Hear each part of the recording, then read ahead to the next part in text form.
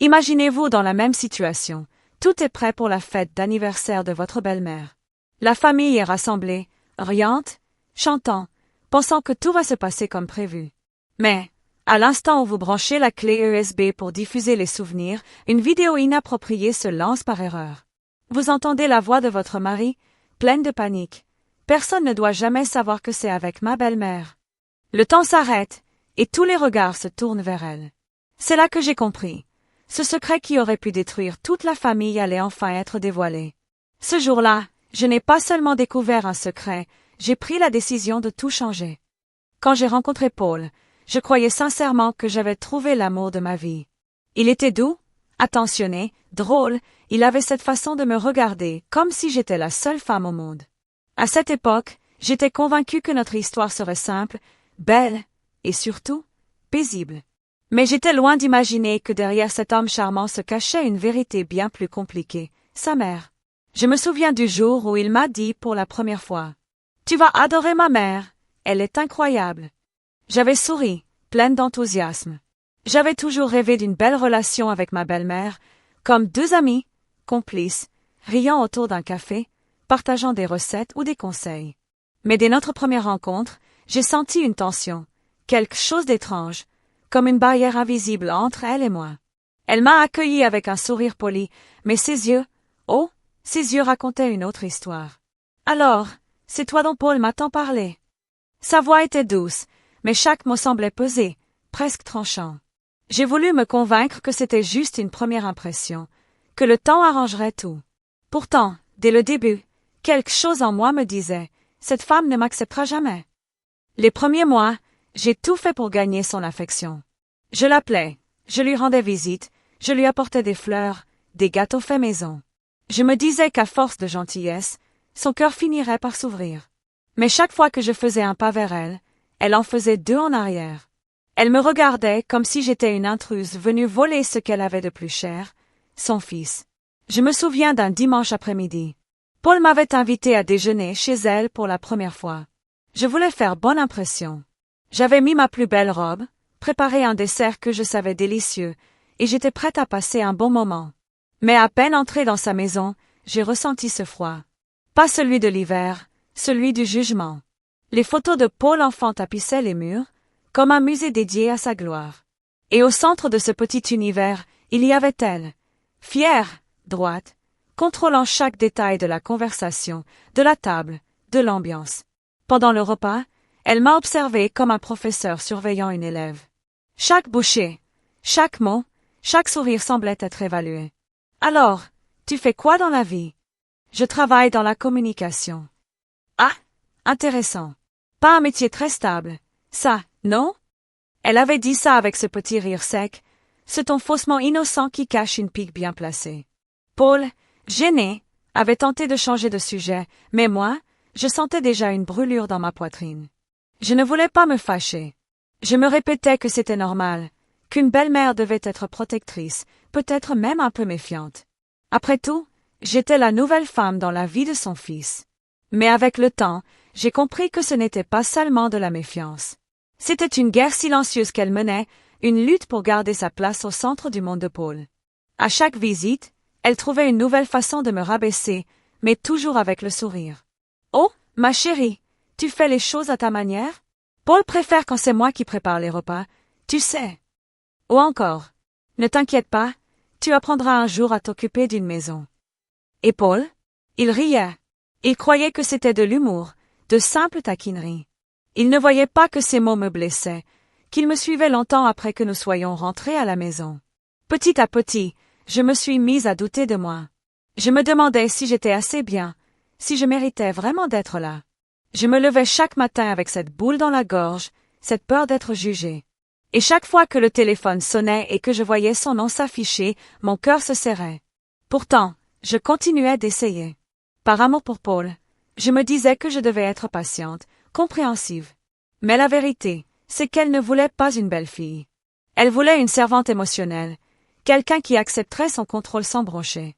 Un jour, je l'ai surprise dans la cuisine, parlant doucement à Paul, pensant que je ne pouvais pas entendre. « Tu sais, mon fils, elle n'est pas faite pour toi.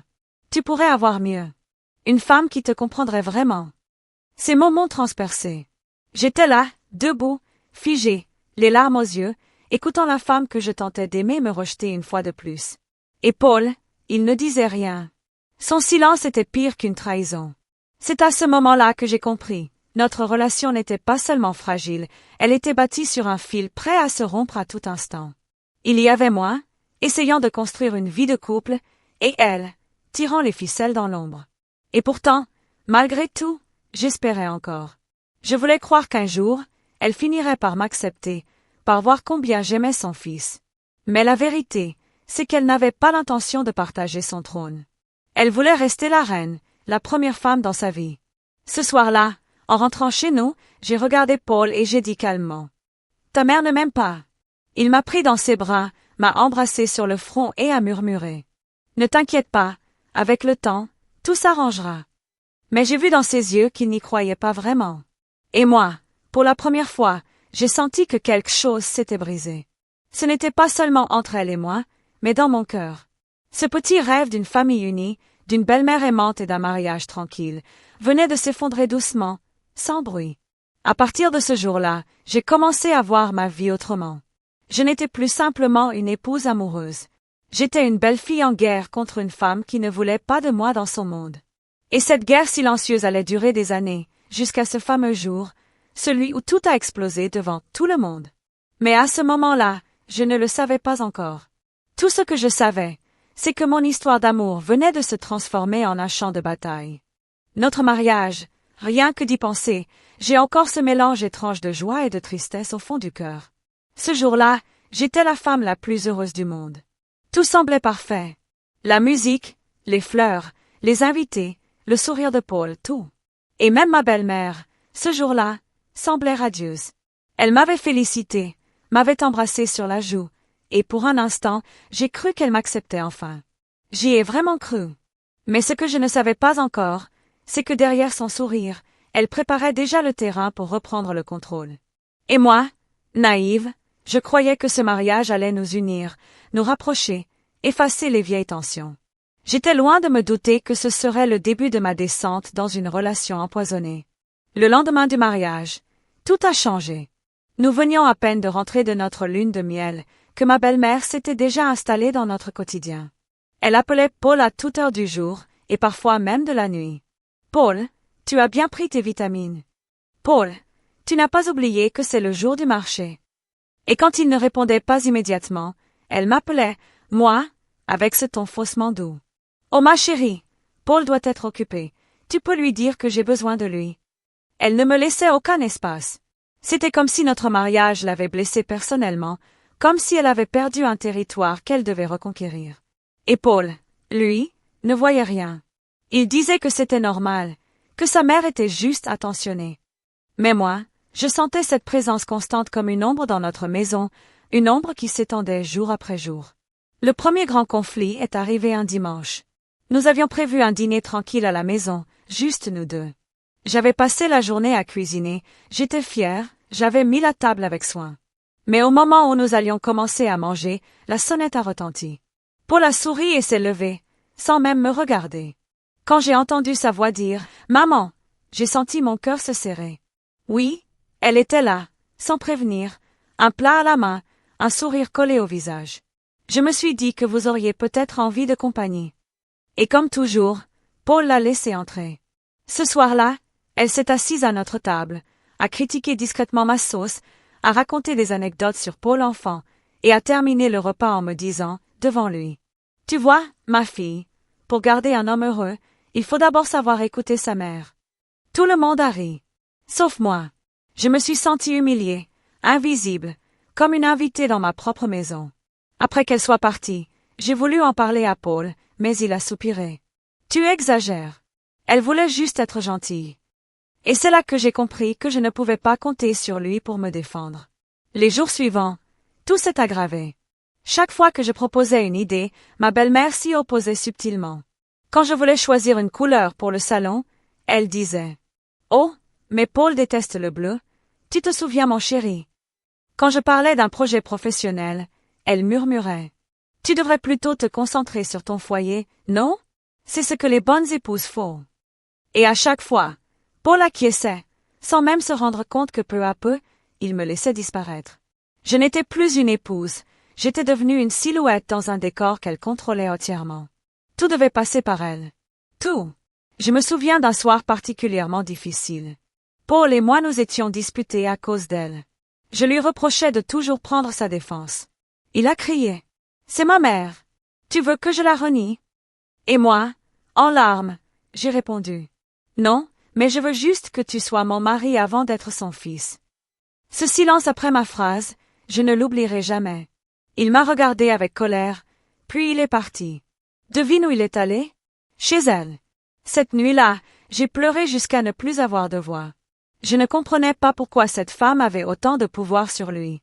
Et surtout, pourquoi il laissait ça détruire notre mariage à petit feu. Quelques semaines plus tard, elle a commencé à venir encore plus souvent. Elle entrait chez nous comme si c'était chez elle, sans frapper, sans prévenir. Elle réarrangeait les coussins du canapé, rangeait mes affaires, touchait à tout. Elle disait « Oh, je veux juste t'aider un peu, ma chérie. » Mais ce n'était pas de l'aide. C'était une invasion. Et Paul, encore une fois, trouvait ça normal. J'avais beau lui dire « Ce n'est pas sa maison, Paul. » Il me répondait toujours « Elle veut juste bien faire. » Un jour, elle a même décidé de refaire la décoration du salon, sans me demander mon avis. Quand je suis rentrée du travail, j'ai trouvé un nouveau tapis, des rideaux différents et une photo d'elle et Paul accrochée au mur à la place de la nôtre. C'est ce jour-là que j'ai ressenti une colère que je n'avais jamais connue. Je me suis dit, c'est elle ou moi? Mais comment lutter contre une mère qui a passé toute sa vie à manipuler avec le sourire? Elle savait exactement comment se faire passer pour la victime. Devant Paul, elle disait « Je sens que ta femme ne m'aime pas beaucoup, mon fils, mais je fais des efforts. » Et lui, encore et encore, la consolait, me reprochant d'être froide ou difficile. Elle était en train de détruire notre couple, doucement, méthodiquement, et personne ne voyait son jeu. Le point de rupture est arrivé lors d'un dîner de famille. Nous étions tous assis à table. Elle a commencé à raconter des anecdotes sur Paul, à plaisanter sur mes petites maladresses de jeune épouse. Et soudain, devant tout le monde, elle a dit « Quand Paul était avec son ex, il avait toujours l'air plus heureux. » Un silence glacial a envahi la pièce. Je sentais les larmes monter, mais je ne voulais pas pleurer devant elle. Alors j'ai simplement souri, un sourire forcé, et j'ai dit « C'est bien de vivre dans le passé, mais moi, je préfère construire le présent. » Elle m'a regardée, surprise, puis a souri à son tour, ce sourire froid qui disait « Tu crois pouvoir me battre? » Ce soir-là, j'ai compris que ce n'était pas seulement une guerre d'ego, c'était une lutte de pouvoir. Et j'étais seule contre deux. Les mois ont passé, et la distance entre Paul et moi s'est agrandie. Chaque fois que nous essayions de nous retrouver, elle s'interposait. Si nous partions en week-end, elle tombait malade. Si nous planifions un dîner romantique, elle avait besoin d'aide. Et Paul, fidèle à sa mère, annulait tout pour aller la voir. Notre mariage n'était plus un mariage. C'était une bataille silencieuse, un triangle impossible où je me sentais de plus en plus étrangère. Et pourtant, malgré la douleur, je gardais l'espoir. Je me disais, peut-être qu'un jour, il ouvrira les yeux. Peut-être qu'il comprendra. Mais plus le temps passait, plus je voyais que je n'étais plus sa priorité. Un soir, en le regardant dormir, j'ai eu une pensée étrange. Je me suis demandé, et si cette histoire d'amour, celle que je croyais si forte, n'avait jamais été qu'une illusion? Une illusion que sa mère avait tolérée, juste le temps de mieux me détruire. Et moi, la belle fille, j'étais coincée entre la femme que j'aimais être, et celle qu'elle voulait que je devienne. Je ne savais pas encore que ce n'était que le début, que le pire restait à venir. Mais déjà, dans mon cœur, je sentais la fissure s'élargir. Et cette fissure allait bientôt tout faire s'écrouler. On dit souvent que la douleur ne vient pas toujours des grands événements, mais des petites choses, celles qu'on subit chaque jour, sans bruit, jusqu'à ce qu'elles finissent par nous briser. Et c'est exactement ce qui s'est passé pour moi. Avec ma belle-mère, ce n'était pas une guerre ouverte. Non, elle était bien trop maligne pour ça. C'était une guerre silencieuse, faite de petits mots, de gestes calculés, de regards qui blessent plus qu'un coup de couteau. Tout a commencé par des remarques. De simples phrases, lancées avec un sourire, comme si de rien n'était. « Oh, tu fais la cuisine? Comme c'est mignon. » Paul adore quand c'est moi qui lui prépare ses plats préférés. Ou encore, tu as mis cette robe? C'est courageux. Tout le monde ne peut pas se le permettre. Des phrases anodines, n'est-ce pas? Mais dites avec cette intonation, ce regard, ce venin caché sous la politesse, elle me transperçait chaque fois un peu plus. Je me souviens d'un repas de famille, un dimanche, comme tous les autres. La table était remplie de plats qu'elle avait préparés, comme toujours. Et quand j'ai proposé d'aider à la cuisine, elle a ri. Non, ma chérie, repose-toi. Tu risquerais de te couper. Tout le monde a ri. Mais moi, j'ai senti mes joues brûler de honte. J'étais une femme adulte, une épouse, et pourtant, devant eux, elle me traitait comme une enfant maladroite. Et ce n'était que le début. Chaque jour, elle trouvait une nouvelle façon de me rappeler que je n'étais pas assez. Pas assez bonne, pas assez intelligente, pas assez digne de son fils. Quand Paul et moi avons emménagé dans notre nouvelle maison, elle est venue nous aider à nous installer. Mais à chaque fois qu'elle entrait dans une pièce, c'était pour critiquer. « Oh, ce canapé, tu l'as choisi toi? Il est un peu terne, non? Paul préfère les choses plus lumineuses. » Ou encore, « Les rideaux sont jolis, mais ils sont mal suspendus. Laisse, je vais m'en occuper. » Et elle s'emparait littéralement de l'espace. Mon espace. Ce qui me faisait le plus mal, ce n'était pas ses critiques. C'était l'indifférence de Paul. Il laissait faire. Il laissait dire. Et quand j'essayais d'en parler, il répondait simplement. « Tu exagères, elle veut juste t'aider. » Ces mots. Elle veut juste t'aider. Je les ai entendus tellement de fois qu'ils ont fini par perdre tout leur sens. Puis il y a eu les dîners de famille. Ah, ces dîners, ces moments où elle brillait, et où moi, je me sentais de trop. Elle s'asseyait toujours à côté de Paul, lui servait son assiette avant tout le monde, comme si c'était encore son petit garçon. Et moi, je me retrouvais face à elle, souriant par obligation, essayant de masquer mon malaise. Elle racontait des histoires du passé. « Tu te souviens, mon chéri, quand tu étais petit et que je te faisais ton chocolat chaud tous les matins. Tu disais toujours que personne ne le ferait jamais comme moi. » Et tout le monde riait. Mais à chaque mot, elle plantait un clou dans mon cœur. Parce que oui, c'était clair, dans son esprit, je n'étais pas une épouse. J'étais une intruse, une remplaçante, une menace. Je me souviens d'une scène qui, encore aujourd'hui, me fait trembler. C'était le jour de mon anniversaire. Paul avait organisé un petit dîner à la maison. J'étais heureuse, parce que pour une fois, il semblait avoir pensé à moi. Mais quand j'ai ouvert la porte, qui était là? Sa mère, avec un gâteau. Et devant tout le monde, elle a dit « Oh, Paul m'a appelé hier pour me dire qu'il n'avait pas le temps de préparer ton gâteau, alors j'ai voulu t'aider. » Tout le monde l'a remercié, l'a félicité. Et moi, je suis restée là, figée, avec ce sourire forcé. Même le jour de mon anniversaire, elle trouvait un moyen de me voler la lumière. Ce soir-là, j'ai pleuré en silence, dans la salle de bain. Je me regardais dans le miroir, le mascara coulant sur mes joues, et je me demandais « Que ai-je fait pour mériter ça ?» Je ne voulais pas la haïr. J'avais essayé de l'aimer, sincèrement. Mais elle ne me laissait pas exister. Les humiliations ne se limitaient pas aux mots. Elles se glissaient dans les gestes, les détails, les petites choses du quotidien. Quand nous allions chez elle, elle ne me laissait jamais m'asseoir à côté de Paul. Elle s'asseyait toujours entre nous, prétextant vouloir mieux entendre. Et si je voulais l'aider à débarrasser la table, elle me disait « Non, ma chérie, tu risquerais de casser quelque chose. » Un jour, elle a même lavé nos vêtements par surprise. Je croyais à un geste gentil, jusqu'à ce que je réalise qu'elle avait fouillé dans nos tiroirs. Et quand je lui ai demandé pourquoi, elle a simplement répondu « Oh, ma fille, tu as tant de choses à apprendre sur la propreté. Paul aime quand tout est bien plié, tu sais. » Ces mots ont résonné dans ma tête pendant des jours. Elle n'avait pas seulement lavé nos vêtements. Elle avait lavé mon intimité, effacé mon rôle, mon identité. Mais ce qui m'a le plus blessé, c'est qu'elle faisait tout ça avec une telle douceur, une telle hypocrisie, que personne ne la voyait telle qu'elle était. Pour le monde extérieur, c'était une femme merveilleuse, une belle-mère aimante. Et moi, j'étais celle qui ne supportait pas la mère de son mari. J'étais la méchante de l'histoire. Combien de fois ai-je entendu cette phrase? Oh, tu devrais être reconnaissante d'avoir une belle-mère aussi présente. Présente, oui, trop présente. Présente dans ma maison, dans mon couple, dans ma tête. Un jour, Lors d'un repas, elle a osé aller plus loin. Elle m'a regardé dans les yeux, devant tout le monde, et a dit « Paul, mon fils, tu as beaucoup changé depuis ton mariage. Avant, tu étais plus gai, plus épanoui. » Silence. Tous les regards se sont tournés vers moi. Je sentais la colère bouillir dans mes veines, mais je me suis tue. Parce qu'elle attendait ça. Elle voulait que je craque, que je dise quelque chose, pour pouvoir ensuite se poser en victime.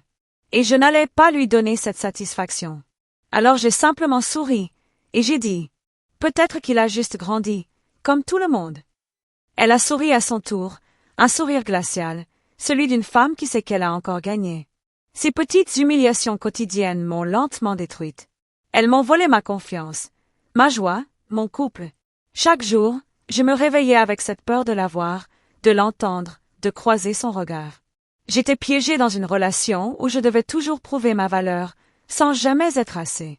Mais au fond de moi, quelque chose commençait à changer. Une flamme. Une colère silencieuse. Je commençais à comprendre que si je voulais survivre, je devais me défendre. Que la gentillesse ne suffisait plus. Et même si je ne savais pas encore comment, je sentais que le jour viendrait où je lui rendrais tout ce qu'elle m'avait fait subir. Pas avec des cris, pas avec des insultes, mais avec la vérité. Parce qu'un jour, oui, les masques finissent toujours par tomber. Il y a des moments dans la vie où tout bascule. Des instants si silencieux, si fragiles, qu'on ne réalise pas tout de suite qu'ils vont changer notre existence. Ce soir-là, je n'avais aucune idée que j'étais sur le point de découvrir le secret qui allait tout faire exploser. Depuis des semaines, l'atmosphère entre ma belle-mère et moi était devenue encore plus lourde. Chaque parole, chaque regard était un affront silencieux. Mais quelque chose, au fond d'elle, avait changé. Elle semblait nerveuse, plus méfiante que d'habitude, comme si elle cachait quelque chose. Elle surveillait son téléphone, s'éloignait pour parler, baissait la voix dès que j'entrais dans la pièce. Un soir, après un dîner particulièrement tendu, elle a oublié son sac à main chez nous. C'était un hasard, ou peut-être le destin. Paul m'a demandé de le lui rapporter le lendemain. Mais quelque chose en moi m'a retenu. Une intuition, un frisson étrange. Comme si mon cœur me chuchotait, « Regarde, il est temps de savoir. » Je me souviens avoir pris ce sac dans mes mains. Il sentait encore son parfum, un mélange de lavande et de pouvoir. J'ai hésité. J'étais partagée entre la peur de découvrir quelque chose et la curiosité dévorante qui me poussait à aller plus loin. Et puis, lentement, j'ai ouvert la fermeture éclair. À l'intérieur, il y avait son portefeuille, ses lunettes, quelques médicaments et une enveloppe. Blanche, simple, mais avec un nom écrit à la main. Le nom de mon mari, Paul. Mon cœur s'est mis à battre plus fort. J'ai sorti la lettre, les mains tremblantes. Et quand j'ai commencé à lire, j'ai senti mon monde vaciller. C'était une lettre de la banque. Elle confirmait un transfert de propriété d'un terrain appartenant au père de Paul. Un terrain que, d'après la lettre, avait été vendu à ma belle-mère quelques semaines avant la mort du père de Paul. Et la signature, celle de son père, semblait bizarre. Trop parfaite, trop récente. Je n'y croyais pas. Je relisais encore et encore, espérant avoir mal compris. Mais non. Tout indiquait que sa mère avait mis la main sur l'héritage de son propre fils. Unfreud glacial aimait traverse le corps. Je me souvenais de la tristesse de Paul, du vide qu'il ressentait après la mort de son père, de toutes ces disputes autour de l'héritage qu'il n'avait jamais voulu aborder. Et elle, pendant tout ce temps, jouait la femme dévouée, la mère aimante, alors qu'elle cachait un secret d'une cruauté inimaginable. Je suis restée assise dans le salon, la lettre entre les mains, incapable de bouger. Le tic-tac de l'horloge résonnait dans la pièce comme un rappel du temps perdu. Je sentais la colère monter en moi, une colère que je ne connaissais pas. Toutes les humiliations, les remarques, les blessures. Tout prenait enfin un sens. Elle ne voulait pas seulement me rabaisser. Elle voulait me neutraliser. M'empêcher de rapprocher Paul de la vérité. Et moi, naïve, je croyais qu'elle me détestait simplement parce que j'étais sa belle-fille. Mais non. Elle avait peur. Peur que je découvre ce qu'elle avait fait. Le lendemain, je n'ai rien dit à Paul. Pas tout de suite. Je savais que s'il découvrait la vérité sans preuve solide, il risquait de tout rejeter. Sa mère était sa faiblesse. Il ne pouvait pas imaginer qu'elle soit capable d'une telle trahison. Alors j'ai commencé à observer, à écouter, à fouiller discrètement. Je me suis mise à suivre chaque geste de ma belle-mère, chaque visite, chaque appel. Et plus j'en voyais, plus le puzzle prenait forme. Elle allait souvent à la banque, seule. Elle recevait des lettres qu'elle cachait rapidement. Et un soir, alors que je l'avais invitée à dîner, j'ai vu son téléphone s'allumer sur la table.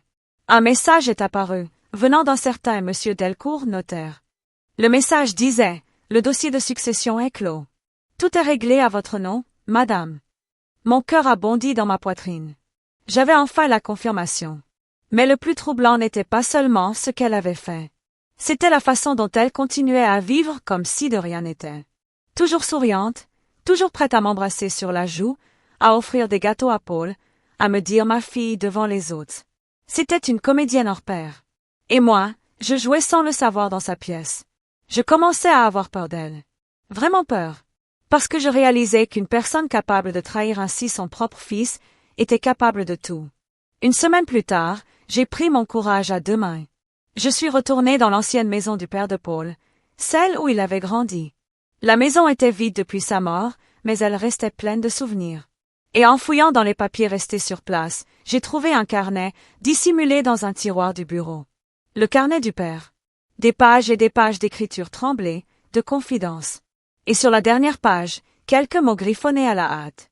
Si quelque chose m'arrive, dites à Paul de regarder du côté de sa mère. Tout n'est pas ce qu'il croit. Je me suis figée. Ces mots résonnaient dans ma tête comme un écho venu d'outre-tombe. Il savait que quelque chose n'allait pas. En sortant de la maison, j'ai senti une présence derrière moi. Quand je me suis retournée, elle était là. Ma belle-mère. Son regard était glacial, sa voix calme, mais ses mots, tranchants. Que fais-tu ici, ma chérie? Ce n'est pas ta maison. Je ne savais pas quoi répondre. J'avais le carnet dans la main, serré contre ma poitrine. Elle l'a vu. Son visage a changé. Elle a fait un pas vers moi, lentement, comme un prédateur. Donne-moi ça. Sa voix n'avait plus rien de doux. C'était un ordre. Je me suis reculée. Non. Pas cette fois. Elle a souri, ce sourire froid que je connaissais trop bien. Tu ne comprends pas, ma fille. Tu ne sais pas à quoi tu t'exposes. Ce soir-là, j'ai compris que je n'avais plus affaire à une simple belle-mère manipulatrice, mais à une femme prête à tout pour protéger son secret. Je tremblais de peur, mais je savais que je ne pouvais plus reculer. J'avais entre mes mains la vérité, et elle pouvait tout détruire. Alors j'ai pris une décision. Je ne dirai rien à Paul tout de suite. Pas avant d'avoir un plan. Pas avant de trouver la façon parfaite de révéler ce qu'elle avait fait. Et c'est ce soir-là, en la regardant partir dans sa voiture, le visage fermé, que je me suis juré une chose. Je la ferai tomber. Mais pas dans la colère. Pas dans la haine. Je la détruirai avec la vérité, au moment où elle s'y attendra le moins. Ce moment est arrivé plus tard. Le jour de sa fête d'anniversaire, quand, devant toute la famille, j'ai enfin décidé de tout dévoiler. Mais avant d'en arriver là, il fallait encore que je joue son jeu. Faire semblant, sourire, gagner sa confiance, pour mieux la frapper au cœur, là où ça ferait le plus mal. Car parfois, la vengeance ne se crie pas. Elle se prépare, en silence. Et, je vérifie juste, suivez-vous toujours la chaîne? Assurez-vous de ne pas manquer la suite de cette histoire. Il y a des moments où le monde se tait, où même le souffle semble retenir son cours. Le choc n'est pas toujours bruyant, souvent, il se glisse en silence, comme une main glacée qui ferme la porte sur une vie que l'on croyait connaître. C'est exactement ce qui s'est passé ce jour-là, quand la vérité a commencé à bouillonner sous la surface, prête à éclater. Je me souviens de l'instant précis où j'ai commencé à comprendre que je tenais quelque chose de réel. Les papiers dans le sac de ma belle-mère, le carnet du père, le message du notaire, tout était là, aligné comme les pièces d'un puzzle macabre. Mais ce n'était pas la certitude qui m'a frappé en premier. Non. C'était la peur qui a pris mon corps comme une marée haute, une peur froide, nette, qui vous vide à la fois de sang et d'orgueil. J'ai passé la nuit à repasser les mots du carnet du père dans ma tête. Si quelque chose m'arrive, dites à Paul de regarder du côté de sa mère. Tout n'est pas ce qu'il croit. Ces lignes ressemblaient à une supplique, à un dernier souffle écrit avec l'espoir d'être entendu. Et moi, j'étais la seule qui pouvait répondre à cet appel. Pourtant, quand l'heure est venue d'agir, je me suis figée. Parler, crier, accuser, tout cela aurait pu tout briser. Alors j'ai choisi le silence, non pas par lâcheté, mais par stratégie. Le matin suivant, j'ai préparé le café d'une main tremblante, porté les tasses à la table comme si tout était normal. Paul est arrivé, a embrassé ma joue, a dit, « Ma chérie, ta tarte était délicieuse hier. » Et moi, j'ai réussi à sourire. Chaque mot prononcé semblait un mensonge partagé entre nous, un pacte pour faire semblant que rien ne s'était passé. Mais à l'intérieur, une tempête grondait. Je savais que si je me lançais dans une confrontation sans preuve totale, tout se retournerait contre moi. Il fallait des documents, des dates, des témoins, et surtout une mise en scène parfaite pour que la bouche de la belle-mère ne puisse se fermer par un simple sanglot de victime. Paul aimait sa mère avec une douceur aveugle, il ne supporterait pas l'idée qu'elle puisse lui faire du mal. Alors j'ai attendu. J'ai observé.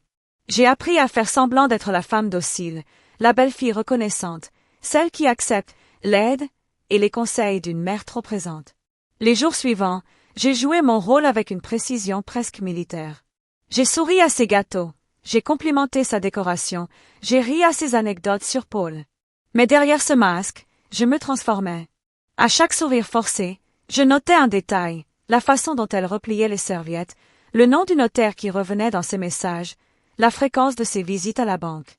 J'ai commencé à tenir un carnet à mon tour, un petit carnet noir où j'inscrivais date, heure, conversation, tout ce qui pourrait construire un dossier. Le silence, pour moi, n'était plus la peur, c'était une stratégie, un acte de préparation. Pourtant, le poids du secret était une présence lourde et intime. Il me talonnait, me réveillait la nuit, me faisait sursauter au moindre bruit. Parfois, en regardant Paul s'endormir, je sentais l'envie de tout avouer, de tout dire, de l'éclairer d'un coup, même si cela signifiait tout perdre. Je l'imaginais levant les yeux, dévasté, demandant des explications, cherchant la vérité. Mais l'image qui me hantait le plus était celle de sa mère, effondrée, jouant la victime devant ses amis, expliquant d'une voix tremblante que ma fille n'a pas supporté la pression. Je savais qu'elle savait jouer ce rôle mieux que quiconque. Alors je me taisais. Le silence pesait aussi sur notre cercle familial. Les réceptions, les dîners, les appels téléphoniques devinrent des théâtres où les mots étaient choisis avec soin. Ma belle-mère utilisait son sourire comme un bouclier, et ceux qui ne connaissaient pas l'histoire ne voyaient que la bienveillance. « Elle est si dévouée, elle est si douce », m'entendais-je dire parfois, pour garder la façade.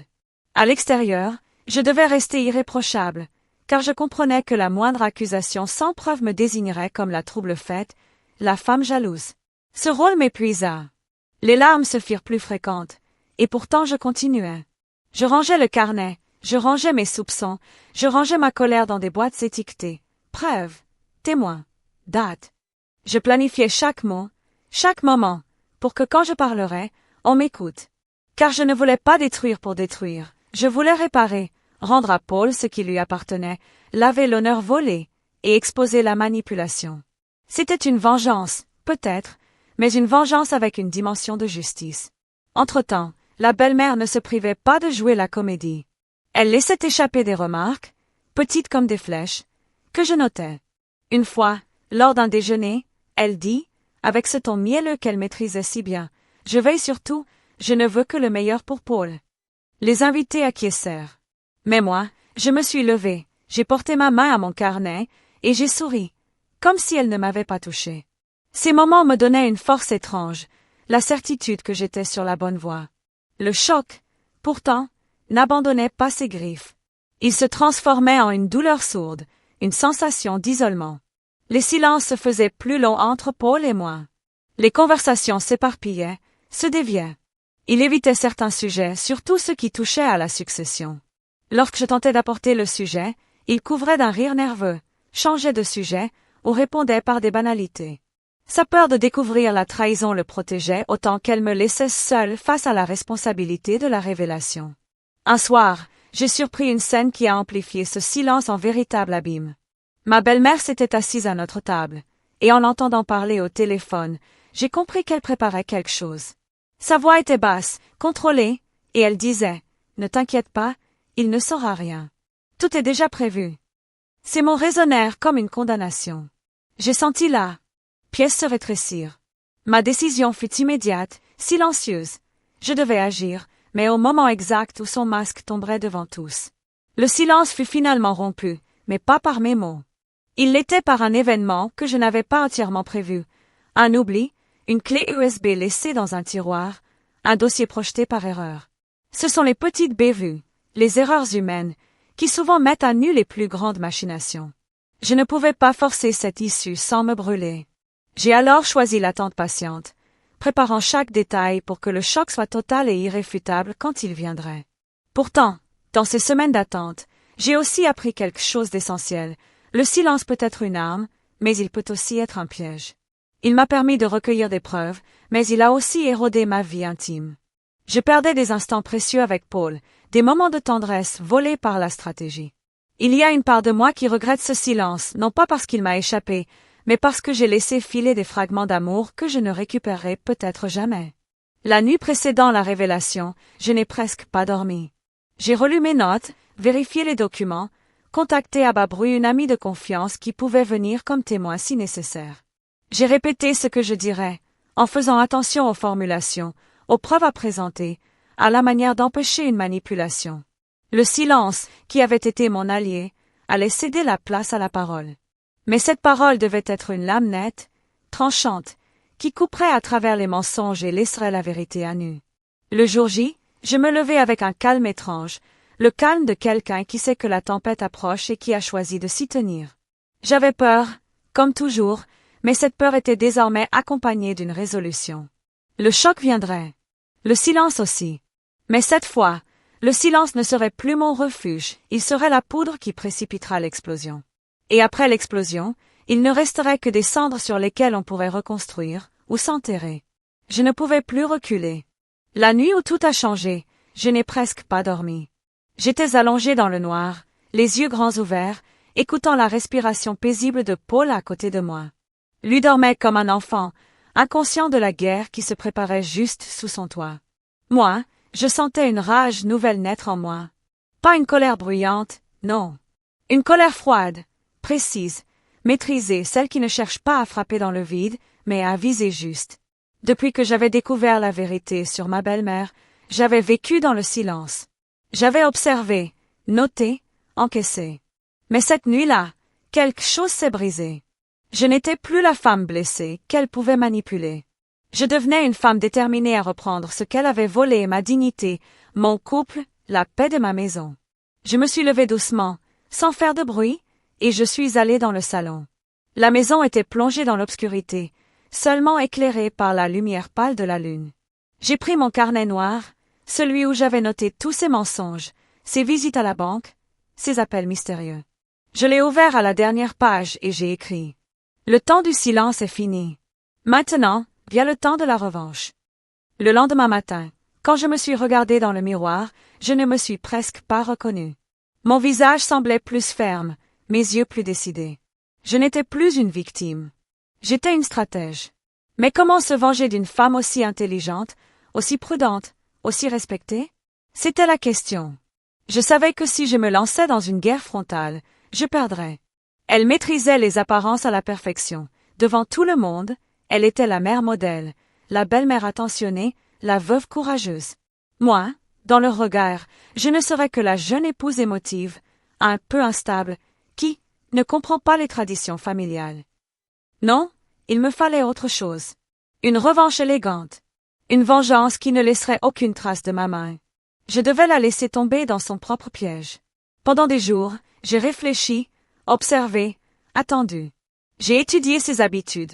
Le matin, elle lisait son journal dans le salon en buvant un café serré. L'après-midi, elle rendait visite à ses amis pour discuter. Le soir, elle appelait Paul, sous prétexte de prendre de ses nouvelles, mais c'était toujours pour semer un doute, une phrase glissée comme du venin. « Mon fils, tu es sûr qu'elle te dit tout? J'espère qu'elle ne t'éloigne pas trop de la famille. » Chaque mot pesé, chaque syllabe calculée. C'était son arme, la manipulation douce, invisible, mais destructrice. Alors, j'ai décidé d'utiliser ses propres méthodes.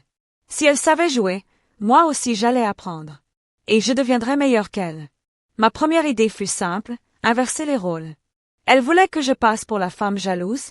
Très bien, j'allais jouer à la perfection ce rôle qu'elle m'avait imposé, mais à ma manière. Je serais la belle-fille parfaite, la plus douce, la plus gentille, la plus reconnaissante. Je l'appellerais, je lui rendrais visite, je lui offrirais des fleurs. Et pendant qu'elle savourait son triomphe, j'ouvrirais les yeux de Paul. Pas en le forçant à voir, non. En lui laissant le temps de comparer. Car tôt ou tard, la vérité se montre d'elle-même, surtout chez ceux qui aiment trop paraître. Les premiers jours, elle fut méfiante. Quand je l'ai appelée pour lui proposer un déjeuner, elle a d'abord cru à une ruse. Mais j'ai été convaincante. J'ai mis ma voix la plus douce, presque tremblante. J'aimerais qu'on essaie de repartir à zéro, pour Paul. Elle a hésité, puis a accepté, fière de croire qu'elle avait gagné.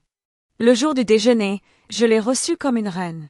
Table dressée, fleurs fraîches, musique douce. Elle était aux anges. Elle croyait m'avoir à genoux. Mais en réalité, chaque sourire, chaque mot, chaque regard que je posais sur elle faisait partie d'un plan bien précis. Je voulais qu'elle se sente intouchable, qu'elle baisse sa garde. Et ça a marché. Elle a commencé à parler davantage, à se vanter, à laisser échapper de petites phrases. Tu sais, parfois, il faut être forte pour protéger ce qu'on aime, même si on doit faire des choses qu'on ne dit pas. Je souriais, comme si je ne comprenais pas la portée de ces mots. Mais chaque phrase, je l'enregistrais dans ma tête, comme une preuve invisible. Petit à petit, elle s'est remise à me sous-estimer. Elle me prenait à nouveau pour une idiote naïve. Et c'était parfait. Un soir, pendant un dîner de famille, elle a laissé échapper une phrase qui a fait tilt dans ma tête. « Oh, ce vieux terrain de ton père, Paul, quelle perte! Tout ça! Heureusement que je m'en suis occupée à temps. » Paul n'y a vu que du feu. Mais moi, j'ai senti une faille. Elle venait, sans le vouloir, d'avouer qu'elle avait touché à la succession avant même d'en parler à son fils. Ce soir-là, en rentrant à la maison, j'ai su que l'heure approchait. Je devais juste trouver le bon moment, celui où tout le monde serait là, celui où la vérité éclaterait sans que je n'aie besoin de lever la voix. Mais avant cela, il me fallait affiner mon plan. Et l'idée m'est venue un soir, par hasard. Nous étions invités à préparer sa fête d'anniversaire. Toute la famille serait réunie, ses amis, ses proches, ses voisins. Elle avait insisté pour organiser quelque chose de grandiose, à son image. En entendant Paul parler de la soirée, une pensée a traversé mon esprit, comme un éclair. Et si c'était là, le moment? Et si, ce jour-là, elle découvrait que ses secrets pouvaient se retourner contre elle, devant tous? L'idée de la revanche a germé comme une flamme douce dans ma poitrine. Pas de cris, pas de coups, pas de colère. Non. Une vengeance propre, élégante, publique. Une humiliation à la hauteur de toutes les années où elle m'avait fait souffrir. Je ne voulais pas seulement qu'elle tombe. Je voulais qu'elle ressente ce que moi, j'avais ressenti, la honte, la peur, le vide. Je voulais que, pour la première fois, elle voie son monde s'écrouler sans pouvoir le contrôler. Les jours suivants, j'ai mis mon plan en marche. Je me suis approchée de Paul, avec douceur. Je lui ai parlé de la fête, de la projection de souvenirs, de photos de famille, de moments heureux. Il a adoré l'idée. Et c'est là que j'ai introduit ma touche personnelle, une clé USB, pleine d'images et de vidéos pour l'occasion. Sauf que, parmi ces souvenirs, j'en glisserai un autre. Une vérité enregistrée, une confession qu'elle avait laissée échapper sans le savoir. Un message, une preuve, quelque chose qu'elle ne pourrait pas nier. Je savais que ce jour-là, la salle serait pleine. Qu'il y aurait des rires, des applaudissements, des larmes. Et puis, le silence. Le silence du choc. C'est ce silence-là que je voulais. Celui qu'elle m'avait imposé pendant des années. Je le lui rendrais, mais amplifié par les regards de tous ceux qui l'avaient cru parfaite.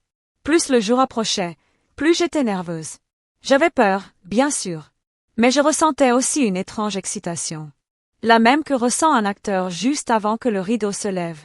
J'avais joué mon rôle à la perfection jusqu'ici. Il ne me restait plus qu'à livrer la dernière scène. Et chaque fois que je pensais à elle, à ses regards méprisants, à ses phrases blessantes, à la façon dont elle m'avait fait douter de moi-même, je me répétais. Cette fois, c'est moi qui écris le scénario. La veille de la fête, j'ai regardé Paul dormir encore une fois. Je savais que ce que j'allais faire allait tout changer. Que ce ne serait plus jamais comme avant. Mais parfois, pour se libérer, il faut oser brûler les ponts. Et cette fois, j'étais prête à voir le feu prendre. L'idée d'une revanche n'était plus seulement une pensée. C'était devenu une promesse. Une promesse faite à la femme que j'étais autrefois. Celle qui pleurait en silence dans la cuisine, humiliée, effacée. Je lui devais cette justice. Et j'allais la lui offrir, peu importe le prix. Les semaines qui ont précédé l'anniversaire de ma belle-mère furent étrangement calmes. Trop calmes, peut-être. Après tout ce qui s'était passé, Après les tensions, les sous-entendus, les humiliations, on aurait pu croire que la tempête était enfin passée. Mais moi, je savais que ce silence n'était qu'une façade. Le calme avant la déflagration. Et, cette fois, c'est moi qui allais déclencher l'orage. L'idée de la fête venait d'elle, bien sûr. Elle adorait être le centre de l'attention, briller sous les projecteurs, entourée de gens qui l'admiraient sans jamais oser la contredire. Chaque année, elle organisait quelque chose de grand, un dîner, un cocktail, un brunch élégant. Mais cette fois, elle voulait quelque chose d'inoubliable.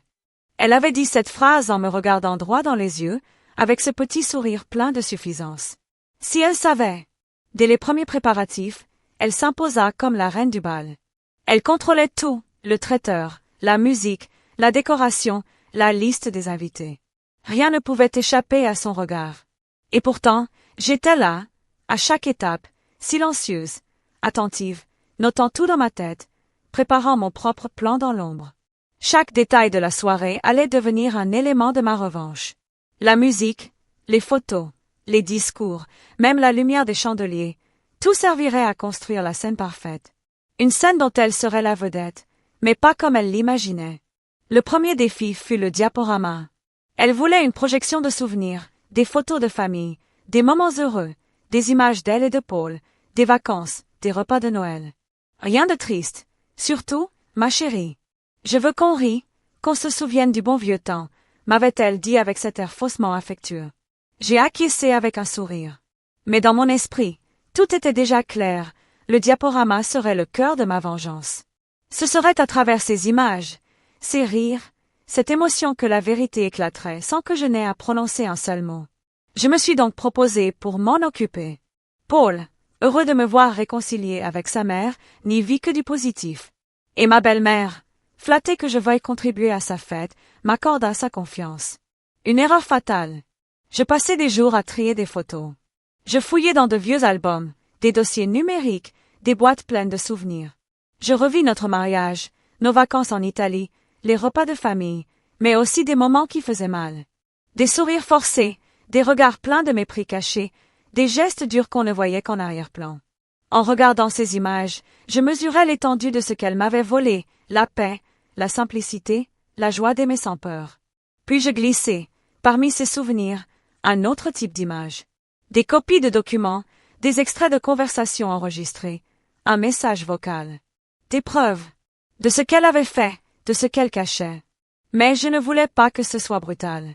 Non, je voulais que la vérité s'invite subtilement, au milieu des rires, comme une ombre qui s'étend lentement avant d'engloutir tout le reste. Pendant ce temps, la maison vibrait au rythme des préparatifs. Les décorations arrivaient, les invitations étaient envoyées, le traiteur faisait ses essais. Elle venait presque chaque jour vérifier que tout était parfait.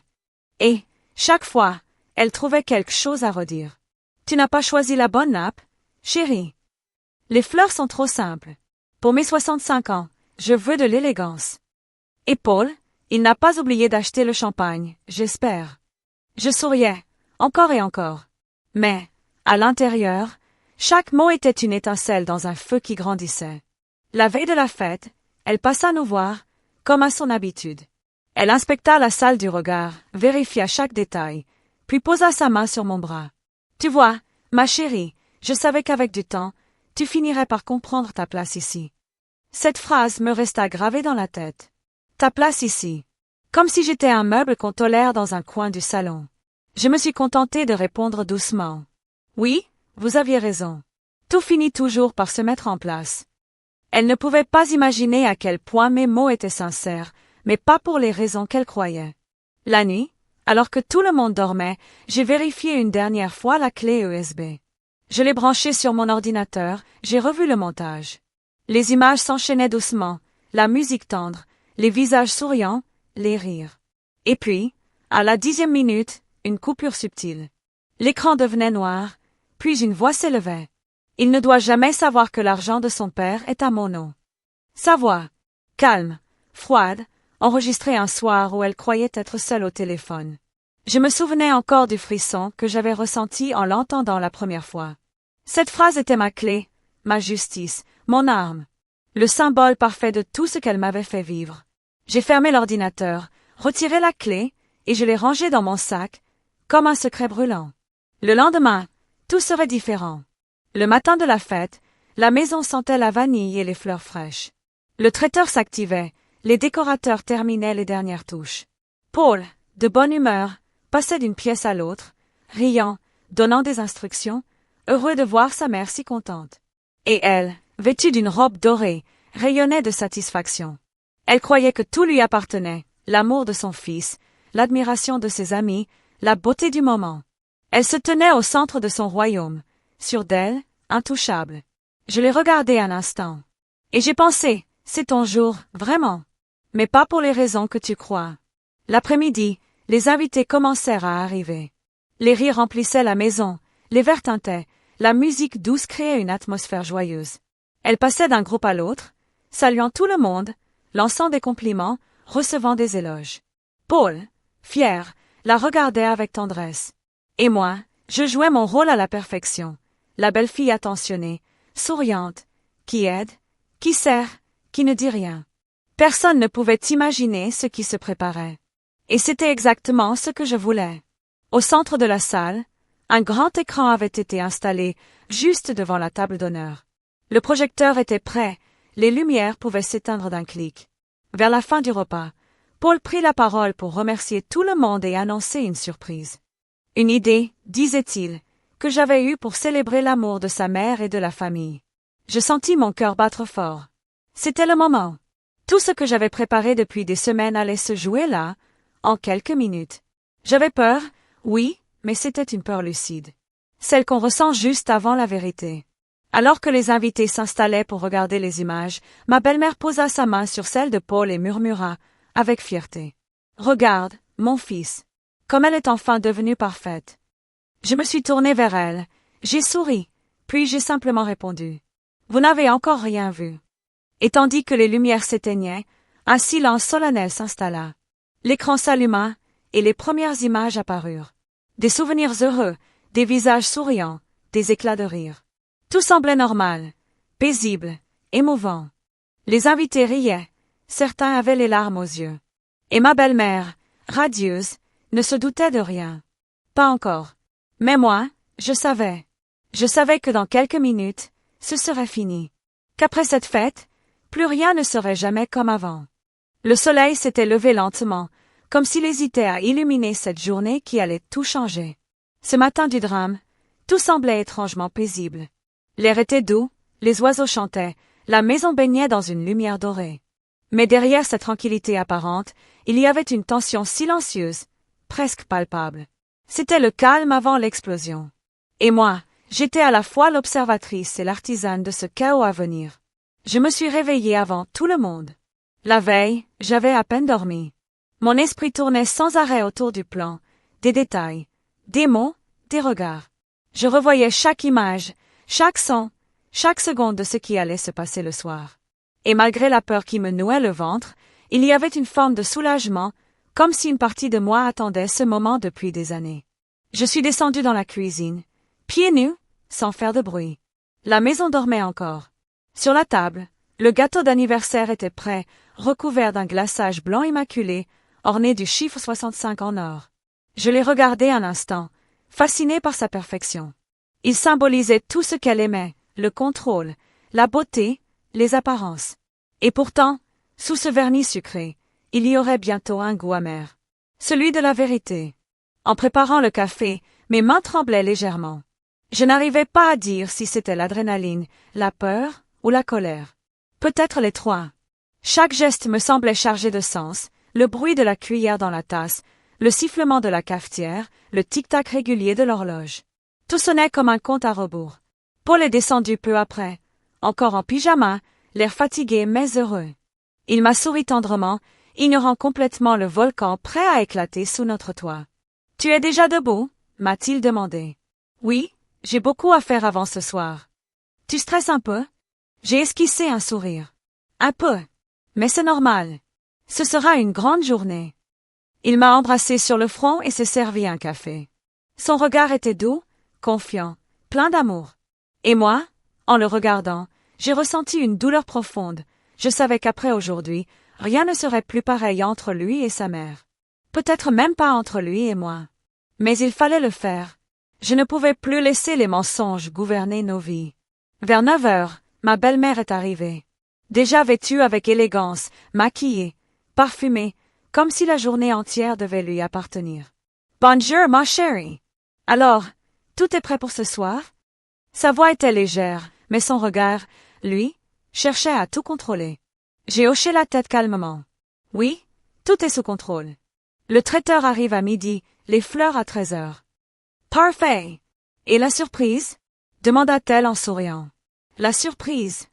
Oui, la vidéo que tu prépares. Paul m'a dit que tu faisais un montage spécial. J'ai senti mon cœur battre plus fort. Elle voulait des détails. Elle voulait s'assurer que tout serait à sa gloire. Oh, ce sera magnifique. Vous allez adorer. Je n'en doute pas une seconde, ma chère. Tu as enfin compris comment me faire plaisir. J'ai souri. Un sourire calme, contrôlé, presque tendre. Mais à l'intérieur, une petite voix murmurait « Oui, je sais exactement comment te faire plaisir, pour la dernière fois. » La matinée continua dans une agitation croissante. Les livreurs entraient et sortaient, les décorateurs installaient des guirlandes de fleurs blanches et dorées, les serveurs testaient les lumières et le son. Je donnais des instructions, je vérifiais les détails, mais tout cela me semblait lointain, irréel. J'étais là, présente, mais mon esprit vivait déjà la scène du soir, la projection, le silence, le choc. Paul, de son côté, était d'une bonne humeur contagieuse. Il aidait sa mère, riait avec elle, prenait des photos, lui disait qu'elle était incroyable pour son âge. Et chaque éclat de rire entre eux me transperçait. Parce que je savais que ce même rire allait se briser en 1000 morceaux ce soir. Je le voyais, si innocent, si aveuglé par son amour filial. Et je me demandais s'il pourrait un jour me pardonner de lui avoir ouvert les yeux. À midi, le traiteur livra les plats. Saumon fumé, rôti, verrine, champagne. Tout respirait la perfection, le raffinement. Ma belle-mère goûtait, opinait, exigeait des changements de dernière minute. Un peu plus de sel ici. Moins de citron là. Et le dessert, surtout, doit être spectaculaire. Elle était dans son élément, souveraine absolue de son royaume de cristal. Elle savourait chaque instant, sans se douter que tout cela n'était qu'une répétition avant la chute. Je la regardais donner ses ordres, et je me suis dit, même dans la destruction, elle veut le contrôle. Mais cette fois, le scénario ne lui appartiendrait pas. C'est moi qui tiendrais les fils. L'après-midi approchait, et l'atmosphère changeait. Le ciel, d'un bleu clair le matin, commençait à se couvrir de nuages gris. Un vent léger se leva, faisant claquer les rideaux. C'était comme si la nature elle-même sentait que quelque chose allait éclater. Je me suis arrêtée un moment devant la fenêtre, observant les feuilles tourbillonner dans la cour. Un frisson m'y traversa. Le destin, peut-être, se préparait lui aussi à assister à la vérité. Vers 15 heures, je me suis isolée dans ma chambre. Je voulais un moment seul avant que la maison ne se remplisse. J'ai sorti la clé USB, les tenues dans ma main. Petite, anodine, presque insignifiante. Et pourtant, elle contenait le pouvoir de détruire une vie, d'en libérer une autre, et de transformer tout ce que nous étions. Je l'ai fixé longuement. Il m'a semblé que le métal froid vibrait entre mes doigts, comme si la vérité qu'il contenait brûlait à travers ma peau. Je l'ai glissé dans ma poche, puis j'ai fermé les yeux. J'ai prié. Pas pour moi, ni pour elle, mais pour Paul. Pour qu'il trouve la force d'affronter ce qu'il allait entendre. Peu après, elle est entrée dans la chambre sans frapper. Ma chérie, tu es nerveuse. Un peu. C'est une grande soirée. Tout doit être parfait. Ne t'inquiète pas. Quand on veut faire plaisir aux autres, tout se passe bien. Elle s'est approchée du miroir, a ajusté une mèche de cheveux, puis m'a regardé à travers le reflet. Tu sais, je suis fière de toi. Tu as beaucoup changé. Au début, je te trouvais un peu maladroite, mais maintenant, tu as compris comment gérer une famille. Ces mots sonnaient presque doux, presque sincères. Mais je savais qu'il n'était qu'un autre masque. Un dernier sourire avant la tempête. Merci, ai-je murmuré. Vous verrez ce soir. Tout sera inoubliable. Elle m'a tapoté la main. Je n'en doute pas une seconde, ma chère. Lorsque l'après-midi toucha à sa fin, tout était prêt. Les tables étaient dressées, les chandeliers allumés, les invités commençaient à arriver. La maison brillait de 1000 feux. Mais à l'intérieur, mon cœur battait plus fort que jamais. Chaque seconde me rapprochait de l'irréversible. Le moindre bruit me faisait sursauter. Je regardais Paul, sa mère, leurs gestes familiers, leurs rires partagés, et je sentais les larmes monter aux yeux. Pas de tristesse, mais d'un étrange mélange de douleur et de délivrance. Parce que je savais que dans quelques heures, tout serait terminé. Le mensonge. La manipulation. Le masque. Ce matin si calme, si ordinaire, n'était en réalité que le prélude d'une guerre silencieuse qui allait éclater à la lueur des chandeliers. Et tandis que le soleil se couchait lentement derrière les collines, projetant une lumière rouge sang à travers les vitres, je me suis dit « Voilà, tout est en place. » Le décor, les acteurs, la scène. Le rideau allait bientôt se lever. Et ce soir-là, au cœur de cette fête qu'elle croyait être la sienne, ce serait moi, la belle fille effacée, la femme qu'elle avait tant méprisée, qui tiendrait le rôle principal. La nuit était tombée, enveloppant la maison d'une lueur dorée et trompeuse. À travers les fenêtres, on voyait la lumière danser sur les murs, les rires s'élever, les verres s'entrechoquer. Tout semblait parfait. Trop parfait. Ce genre de perfection fragile qui précède toujours les tempêtes. La fête battait son plein. Les invités parlaient fort, le champagne coulait à flots, les musiciens jouaient un air léger de jazz. Ma belle-mère, radieuse dans sa robe bleu nuit, savourait chaque compliment. Elle passait d'un groupe à l'autre, le sourire figé, la voix douce, mais autoritaire, comme toujours. Elle aimait régner, être le centre du monde, et ce soir, tout semblait lui appartenir. Paul, à ses côtés, paraissait heureux. Il riait, trinquait, posait des photos avec elle. Moi, je jouais le rôle de l'épouse parfaite, celle qui accueille, qui sourit, qui veille à ce que tout se passe bien. Mais à l'intérieur, mon cœur battait la mesure d'une autre musique, une lente montée, implacable, celle de la vérité qui approche. Chaque minute qui passait me rapprochait du point de non-retour. À 21 heures précises, la lumière s'est légèrement tamisée. C'était le signal. Les conversations se sont tues peu à peu. Tous les regards se sont tournés vers moi, puis vers l'écran géant installé dans le salon. Je sentais mon souffle court, ma gorge serrée. Mes mains tremblaient légèrement sur la télécommande, dissimulée derrière un verre. Il regardait Paul. Il me souriait, confiant. Il croyait que je m'apprêtais à lancer la vidéo surprise qu'il avait évoquée à sa mère, un montage d'images, de souvenirs, de rires, de voyages. Mais ce n'était pas une célébration. C'était une révélation. Mesdames et messieurs, ai-je dit d'une voix calme, presque trop calme. Tous se tournèrent vers moi. Ce soir, nous sommes réunis pour célébrer une femme extraordinaire, une mère, une épouse, une amie. Mais avant de lui souhaiter un joyeux anniversaire, permettez-moi de partager avec vous un petit souvenir. Un murmure d'approbation parcourut la salle. Les invités souriaient, heureux. Ma belle-mère joignit les mains, émue d'avance. « Oh, ma chérie, tu n'aurais pas dû. »« Si, just a minute.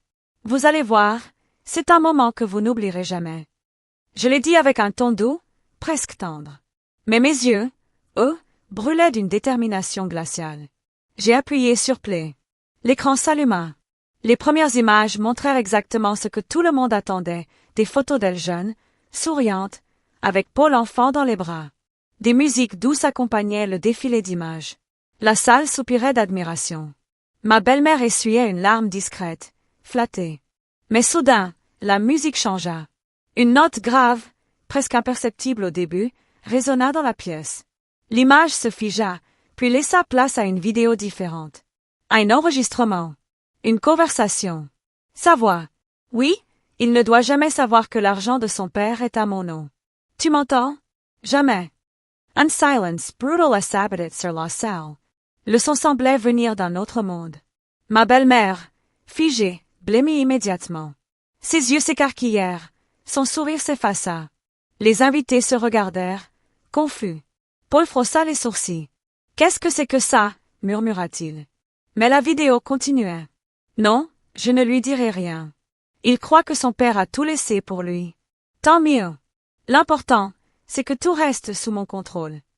Puis, une autre voix, la mienne cette fois, un peu tremblante. Pourquoi vous faites ça? Ce n'est pas juste, c'était son argent. Et sa réponse, glaciale. Parce que Paul n'est pas prêt à gérer ça. Et toi non plus. Alors tais-toi, ma fille, si tu veux continuer à vivre ici. Un murmure d'horreur parcourut la salle.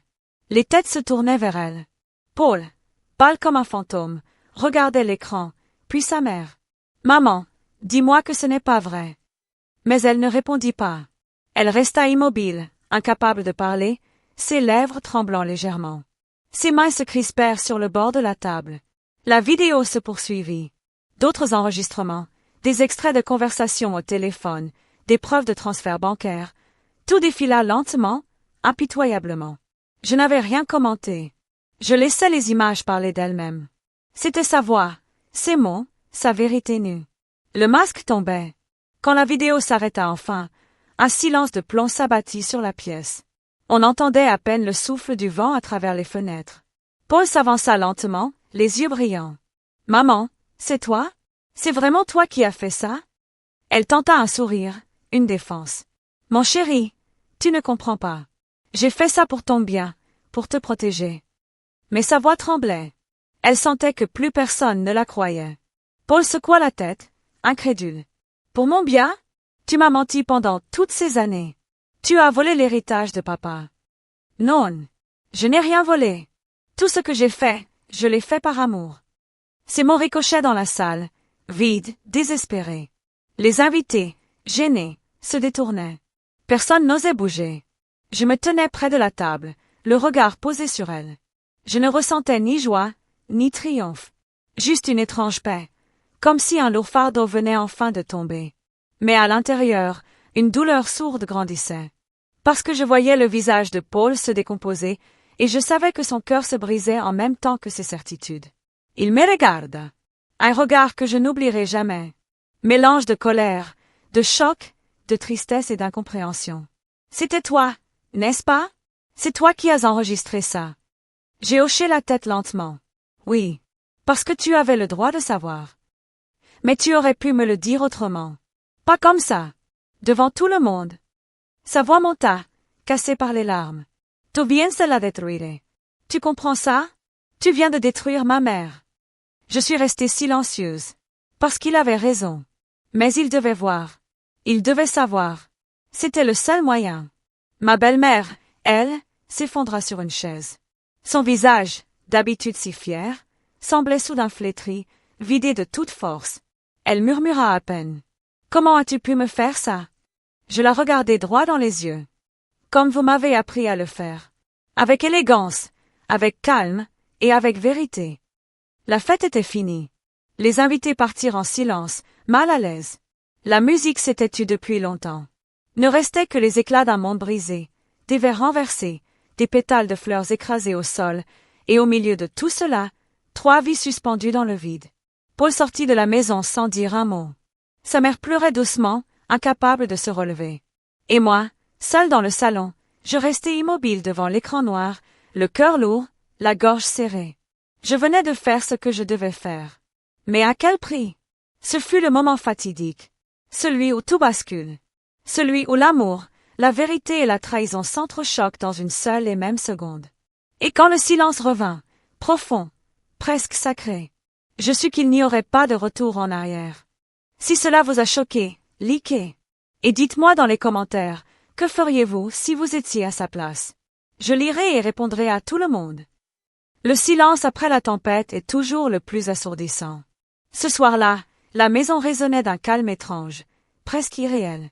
Les rires s'étaient tus, les invités étaient partis, et il ne restait plus que les restes d'une fête transformée en champ de ruines émotionnelles, des ballons dégonflés, des assiettes brisées, et cette odeur de gâteau mêlée à celle de la peur.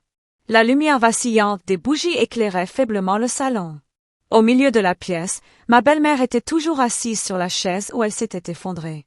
Son visage, si fier quelques heures plus tôt, semblait figé dans une expression vide. Ses yeux, autrefois si vifs, paraissaient maintenant perdus dans le néant, comme si elle avait vieilli de 20 ans en une seule soirée. Je restais debout, à quelques mètres d'elle, sans bouger.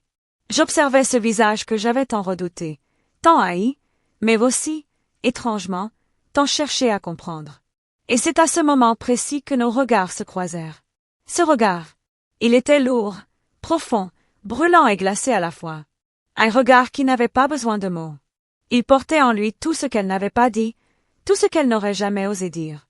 Il y avait de la rage, Bien sûr, une rage contenue, presque animale.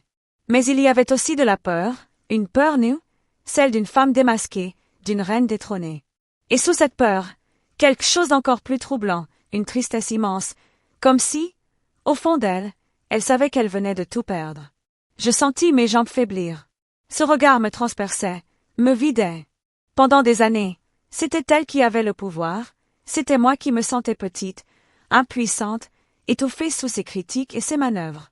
Mais à cet instant, la situation s'était inversée. Et je compris que le pouvoir n'avait jamais vraiment été le but.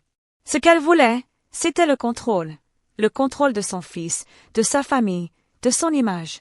Et maintenant que tout s'effondrait, elle n'était plus qu'une femme brisée. Elle finit par parler, d'une voix rauque, presque éteinte. Tu m'as humiliée, ici, devant tout le monde.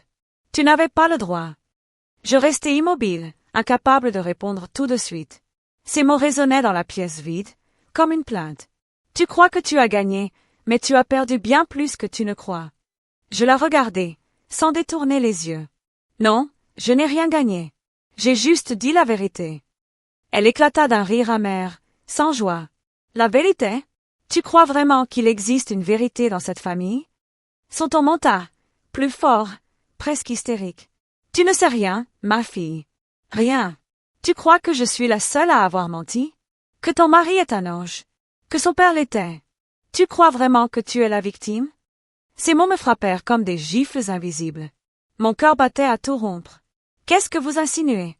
Elle me fixa longuement, avec un sourire tordu. Un jour, tu comprendras. Et ce jour-là, tu regretteras de m'avoir jugé. Puis elle détourna le regard, lentement, comme si elle me rayait de sa vie. Le silence revint. Je restai plantée là, le souffle court, mon esprit en désordre. Une part de moi voulait crier, exiger des explications. Mais une autre savait qu'il était trop tard. Elle avait perdu, et moi aussi, d'une certaine manière. Il n'y avait plus de vainqueur, seulement deux femmes épuisées, consumées par la même blessure, celle d'avoir aimé un homme qui, sans le vouloir, les avait opposées. Je fis un pas vers elle. Je n'ai jamais voulu vous détruire. Elle ne répondit pas. Ses yeux me fuyaient maintenant, comme si elle refusait de me voir. J.E. continuai, la voix tremblante. Je voulais juste que Paul sache, que la vérité sorte. Elle ferma les yeux un instant, inspira profondément, puis dit d'un ton bas, presque tendre. Et tu crois qu'il te pardonnera de m'avoir brisé? Son regard se releva vers moi, et je vis à nouveau cette intensité terrible dans ses yeux. Un mélange d'amour pour son fils, et de haine pour moi. Ce regard-là, je ne l'oublierai jamais. Elle se leva lentement, en s'appuyant sur la table. Ses mains tremblaient, mais elle se tenait droite, digne malgré la chute. Tu m'as ôté tout ce que j'avais, mais souviens-toi, ma chère, les mères comme moi ne meurent jamais vraiment. Elles reviennent toujours. Sous une autre forme. Elle s'avança, passa tout près de moi, et s'arrêta à quelques centimètres de mon visage. Son parfum, doux et étouffant, m'envahit les narines. Elle me fixa encore une fois, longuement, avant de murmurer. Un jour, tu comprendras ce que c'est que d'aimer un fils au point d'en perdre la raison. Puis elle partit. La porte claqua doucement derrière elle. Et ce claquement résonna dans toute la maison comme un écho de fin, la fin d'un règne, la fin d'une illusion, peut-être même la fin d'une famille. Je restai seule. La pièce semblait soudain immense, vide, froide. Je m'assis à mon tour, exactement là où elle s'était tenue quelques instants plus tôt. Et sans m'en rendre compte, des larmes commencèrent à couler sur mes joues. Pas de soulagement, pas de victoire, juste un immense vide. Je repensai à son regard. Ce regard plein de reproches, mais aussi de douleur, presque de supplique. Et je compris qu'au fond, elle n'avait jamais cessé de lutter contre sa propre peur, celle d'être remplacée. Elle n'avait jamais voulu me détruire. Elle voulait simplement ne pas disparaître. La nuit passa lentement. Assise seule dans le salon, je revoyais sans cesse les images de la soirée. Les cris, les visages figés, la honte, le silence. Et surtout, ses yeux. Ses yeux qui, malgré tout, continuaient à me hanter. Le lendemain matin, Paul n'était toujours pas rentré. Son téléphone restait silencieux. Je savais qu'il avait besoin de temps, qu'il devait digérer ce qu'il venait d'apprendre. Mais cette attente me rongeait. Chaque minute sans nouvelles amplifiait le poids de mes remords. Je me demandais si j'avais bien fait, si j'aurais dû attendre, parler à Paul avant d'exposer tout au grand jour. Mais c'était trop tard. Le mal était fait. Les jours suivants, la maison resta vide. Pas de rire, pas de musique, pas d'odeur de café. Seulement ce silence lourd, presque sacré, où chaque pensée résonnait trop fort. Et à chaque fois que je passais devant le miroir, je voyais dans mon propre reflet un peu de son regard à elle. Comme si, d'une certaine façon, elle vivait encore à travers moi. Je compris alors que le véritable fardeau de la vengeance, ce n'était pas la colère. C'était la culpabilité qui vient après. Celle qui s'installe lentement, qui ne dit rien, mais qui dévore tout à petit feu. Et pourtant, quelque part, au fond de moi, une petite voix murmurait. C'était nécessaire. Il fallait que la vérité éclate. Mais cette voix se heurtait sans cesse à une autre. Oui, mais à quel prix? Le regard de ma belle-mère était devenu ma punition. Un souvenir vivant, une brûlure invisible. Chaque fois que je fermais les yeux, je le voyais. Ce regard, à la fois furieux, triste et terriblement humain. Et je savais que tant que je vivrais, il ne me quitterait jamais.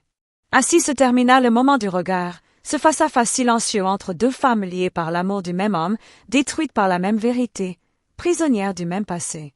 Il n'y eut ni pardon, ni oubli. Seulement deux âmes marquées à jamais. Et quelque part, dans ce silence, je crus entendre encore sa voix, lointaine, comme un écho. Les mères ne meurent jamais. Elles attendent simplement qu'on leur rende justice.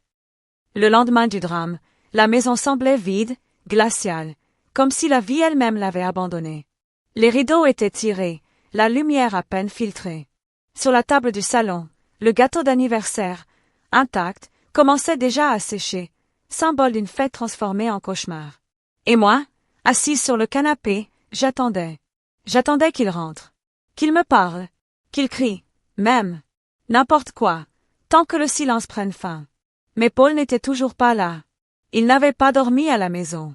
Je l'imaginais chez un ami, ou peut-être chez elle. Chez sa mère. Cette pensée me tordait le ventre, mais je ne pouvais pas la chasser. C'était plus fort que moi. Vers midi, la porte d'entrée s'ouvrit enfin. Son pas lourd résonna dans le couloir. Il entra sans un mot, le visage fermé, les yeux cernés. Je me levai d'un bond, soulagée et terrifiée à la fois. « Paul !» Il leva la main pour m'arrêter. Son regard était froid, tranchant comme une lame. « Ne dis rien. Pas maintenant. » Il posa son manteau sur le dossier d'une chaise et resta debout, à distance, les bras croisés. Un silence pesant s'installa entre nous. Je n'osais pas bouger. J'avais l'impression d'être face à un inconnu.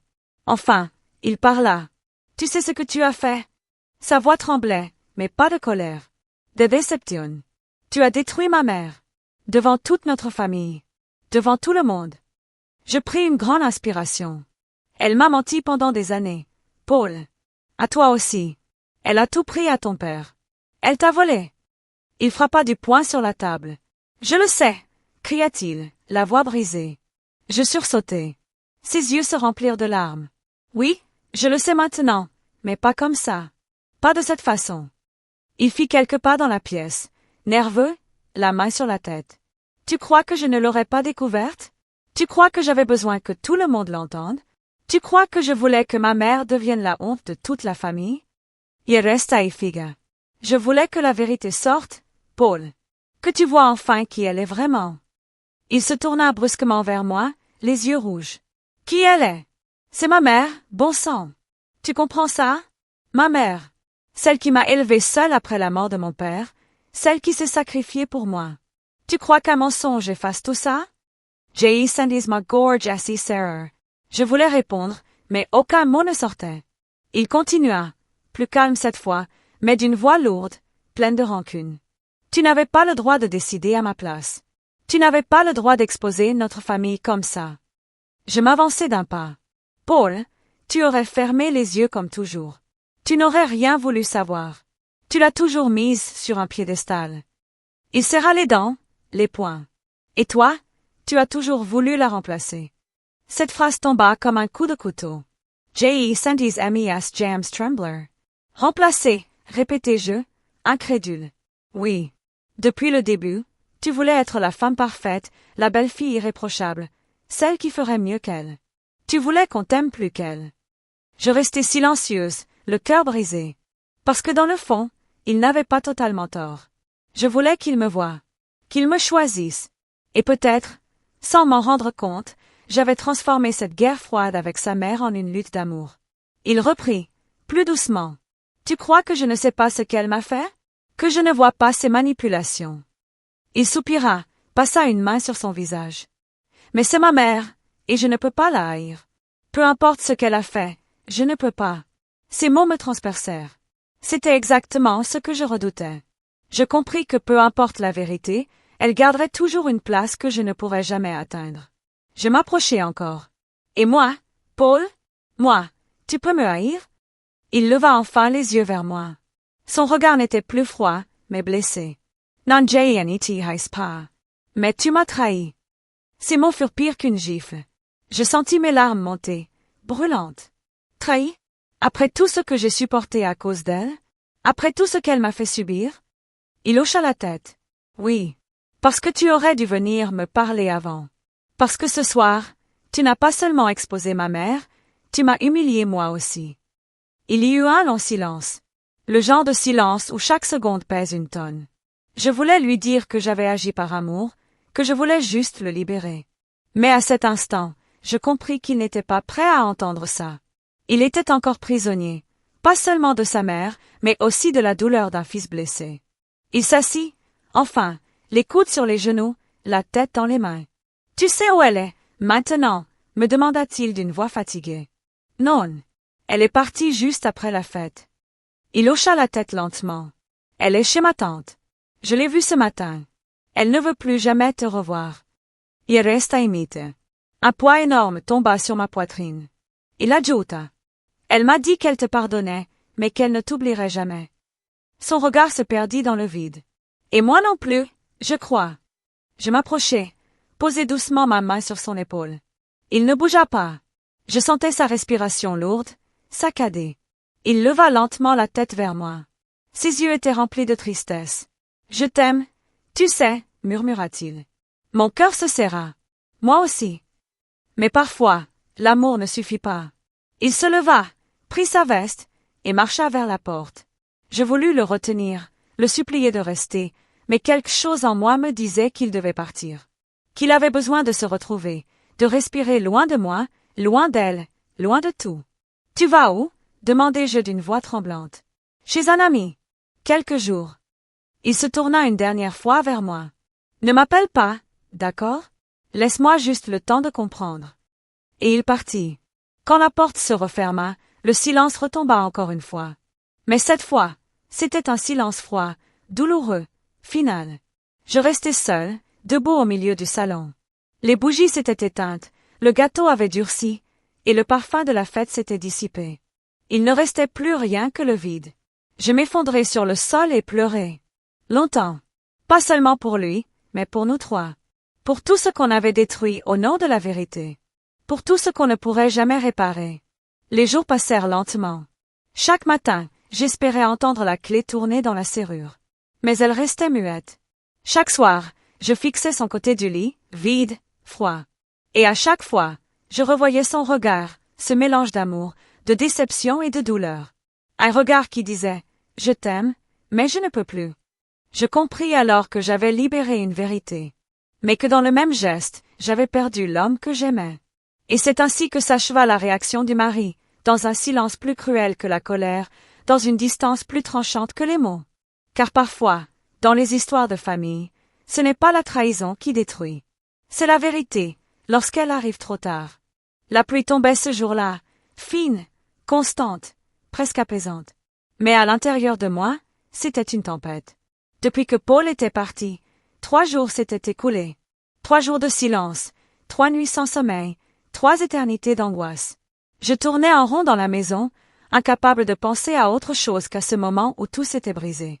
Et plus le temps passait, plus une idée grandissait en moi, une idée folle, dangereuse peut-être, je devais lui parler. Pas à Paul. À elle. À sa mère. Je ne pouvais plus rester dans cette attente empoisonnée. Je ne supportais plus d'être le monstre dans son histoire.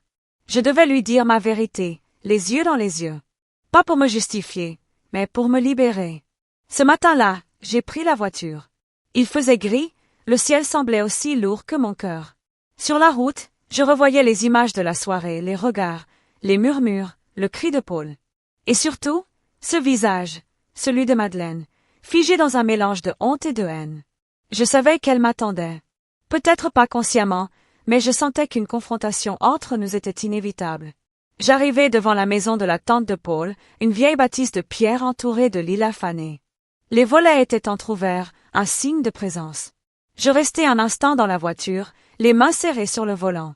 Mon cœur battait si fort que je pouvais l'entendre dans mes tempes.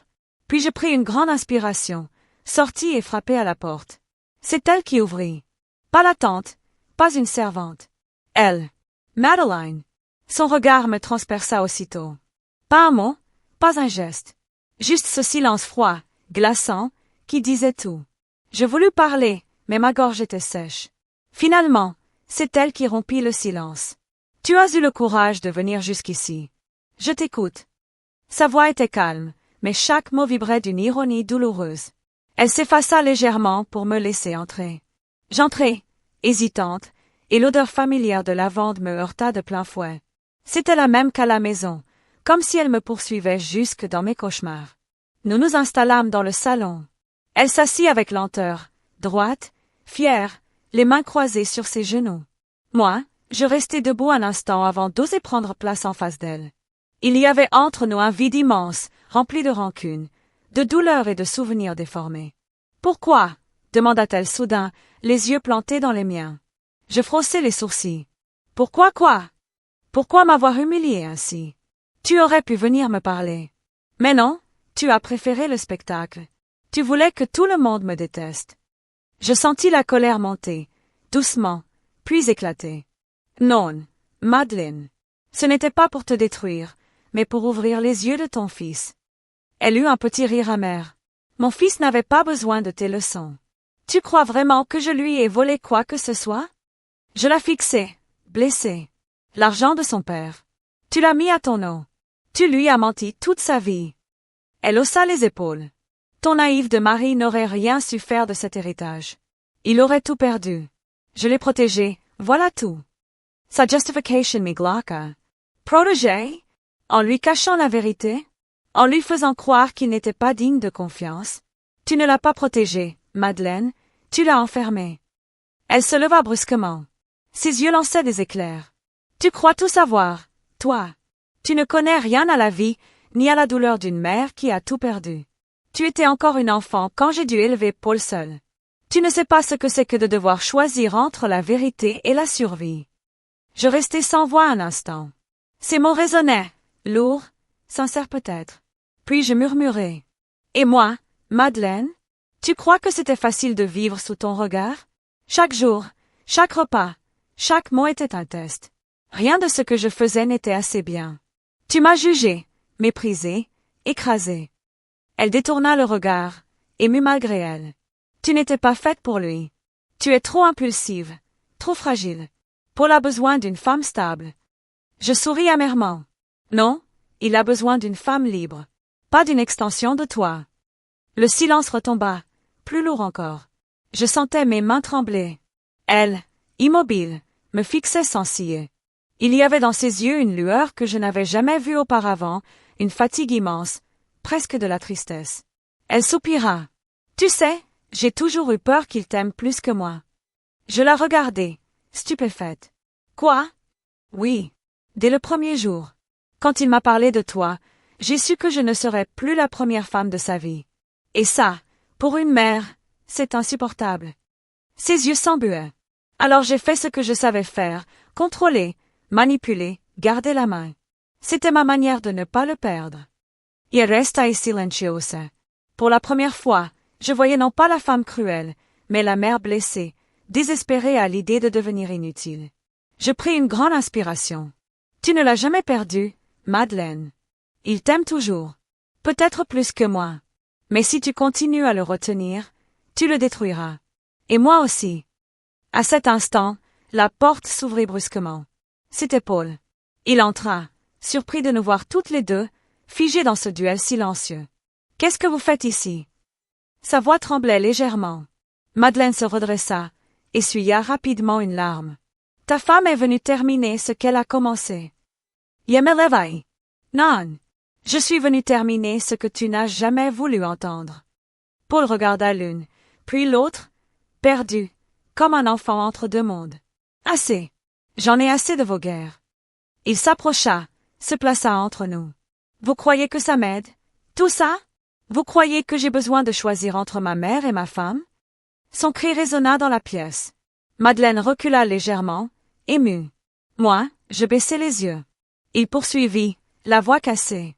Vous êtes les deux femmes que j'aime le plus au monde. Mais vous vous détruisez mutuellement, et moi avec. Il s'assit, le visage dans les mains. Madeleine s'approcha lentement, posa une main tremblante sur son épaule. Mon fils, je n'ai jamais voulu te faire du mal. Il leva les yeux vers elle, les larmes au bord des paupières. Alors pourquoi? Pourquoi tous ces mensonges? Pourquoi m'avoir caché la vérité? Elle prit sa main, la serra doucement. Parce que j'avais peur. Peur de perdre ta confiance. Peur que tu me rejettes. Il détourna le regard, puis le posa sur moi. Et toi, pourquoi n'as-tu pas attendu? Pourquoi l'avoir fait devant tout le monde? Je sentis ma voix se briser. Parce que j'étais à bout, Paul. Parce que je voulais juste que tu vois enfin ce que je voyais. Un silence. Puis il murmura. Vous avez toutes les deux raison, et tort à la fois. Ces mots suspendus dans l'air semblaient peser une éternité. Puis il se leva. Si vous voulez vraiment m'aimer, alors laissez-moi respirer. Laissez-moi reconstruire. Seul. Madeleine pleurait silencieusement. Je restai debout, figé, incapable de bouger. Il prit sa veste, ouvrit la porte, et sortit sans se retourner. La pluie battait plus fort dehors. Elle et moi restâmes là, seuls, vidés, ruinés. Et dans ce silence déchirant, je compris. La vraie confrontation n'avait pas eu lieu entre elle et moi. Mais en lui. Entre le fils et le mari. Entre l'amour filial et l'amour conjugal. Et rien, jamais, ne serait plus comme avant. Le silence. Un silence long, lourd, presque effrayant. C'est tout ce qu'il restait après son départ. Quand Paul a franchi cette porte sous la pluie, j'ai eu l'impression qu'il emportait avec lui tout l'air de la pièce. Madeleine et moi étions restés là, comme deux statues dans un musée vide. Le tic-tac de l'horloge résonnait, cruel rappel du temps qui continue, même quand tout s'écroule. Je n'avais plus la force de pleurer. Plus rien à dire, plus rien à défendre. Mon cœur était fatigué, ma voix éteinte. Et dans ce silence, j'ai compris une chose terrible, il n'y avait pas de gagnante dans cette histoire. Ni elle, ni moi. Seulement des ruines, des blessures, et une solitude qu'aucune revanche ne pouvait apaiser. Madeleine s'était assise sur le canapé, les mains jointes, le regard perdu. Ses épaules, autrefois droites et fières, semblaient soudain fragiles, presque humaines. Je la regardais, incapable de ressentir de la haine. Juste une immense fatigue. Elle brisa le silence la première. Il reviendra. Sa voix tremblait à peine, mais ses yeux brillaient de larmes contenues. Je ne répondis pas. Je savais qu'elle se trompait. Paul ne reviendrait pas. Pas tout de suite. Il avait besoin d'air, de distance, de comprendre qui il était sans nous. Elle soupira, baissa la tête.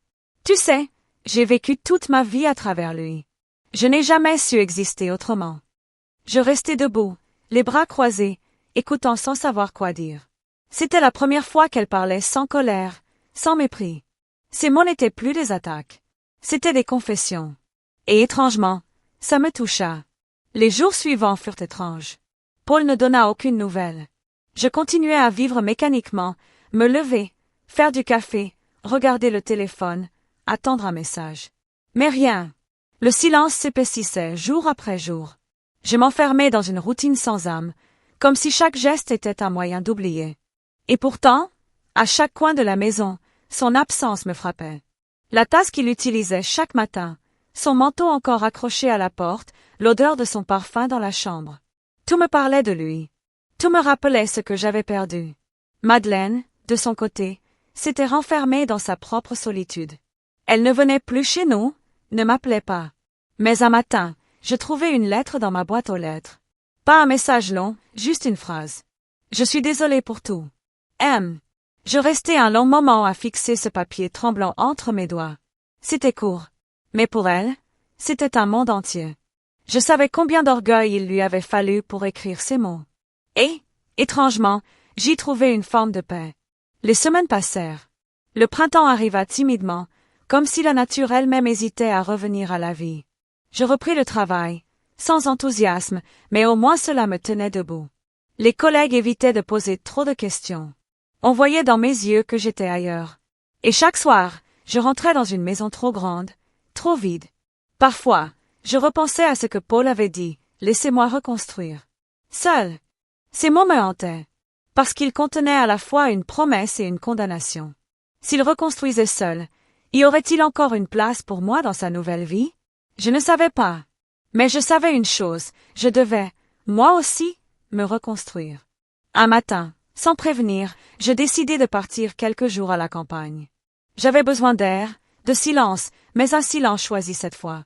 J'emportai peu de choses, un sac, un carnet, et cette fameuse lettre de Madeleine. Je roulai pendant des heures, jusqu'à un petit village entouré de champs et de forêts.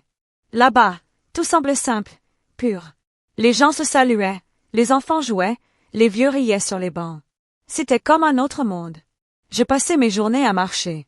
Je pensais, j'écrivais, je pleurais parfois. Mais peu à peu, quelque chose changea.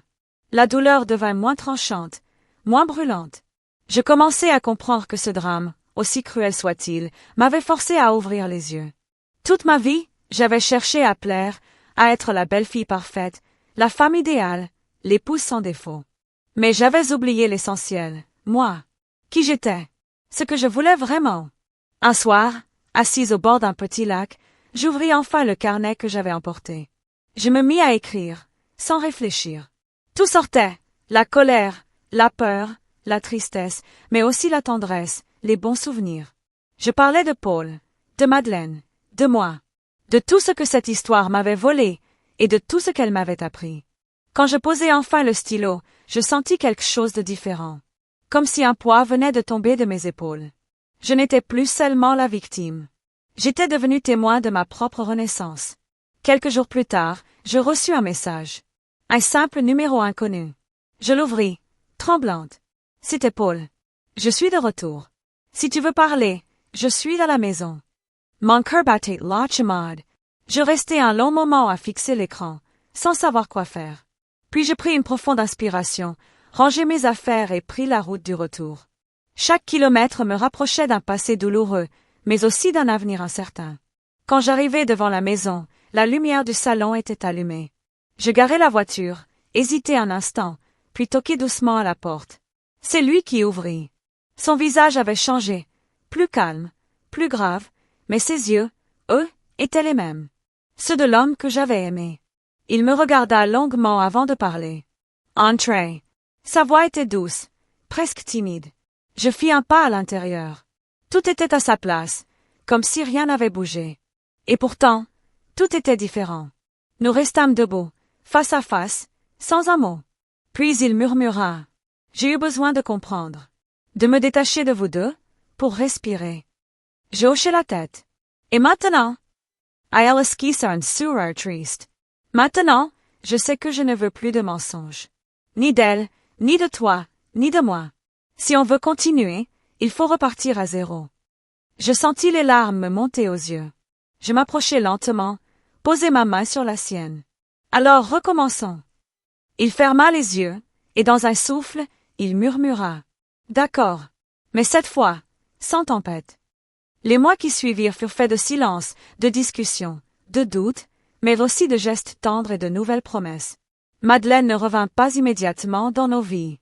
Mais un jour, elle appela. Paul l'écouta longuement, puis lui proposa de venir dîner. Elle accepta.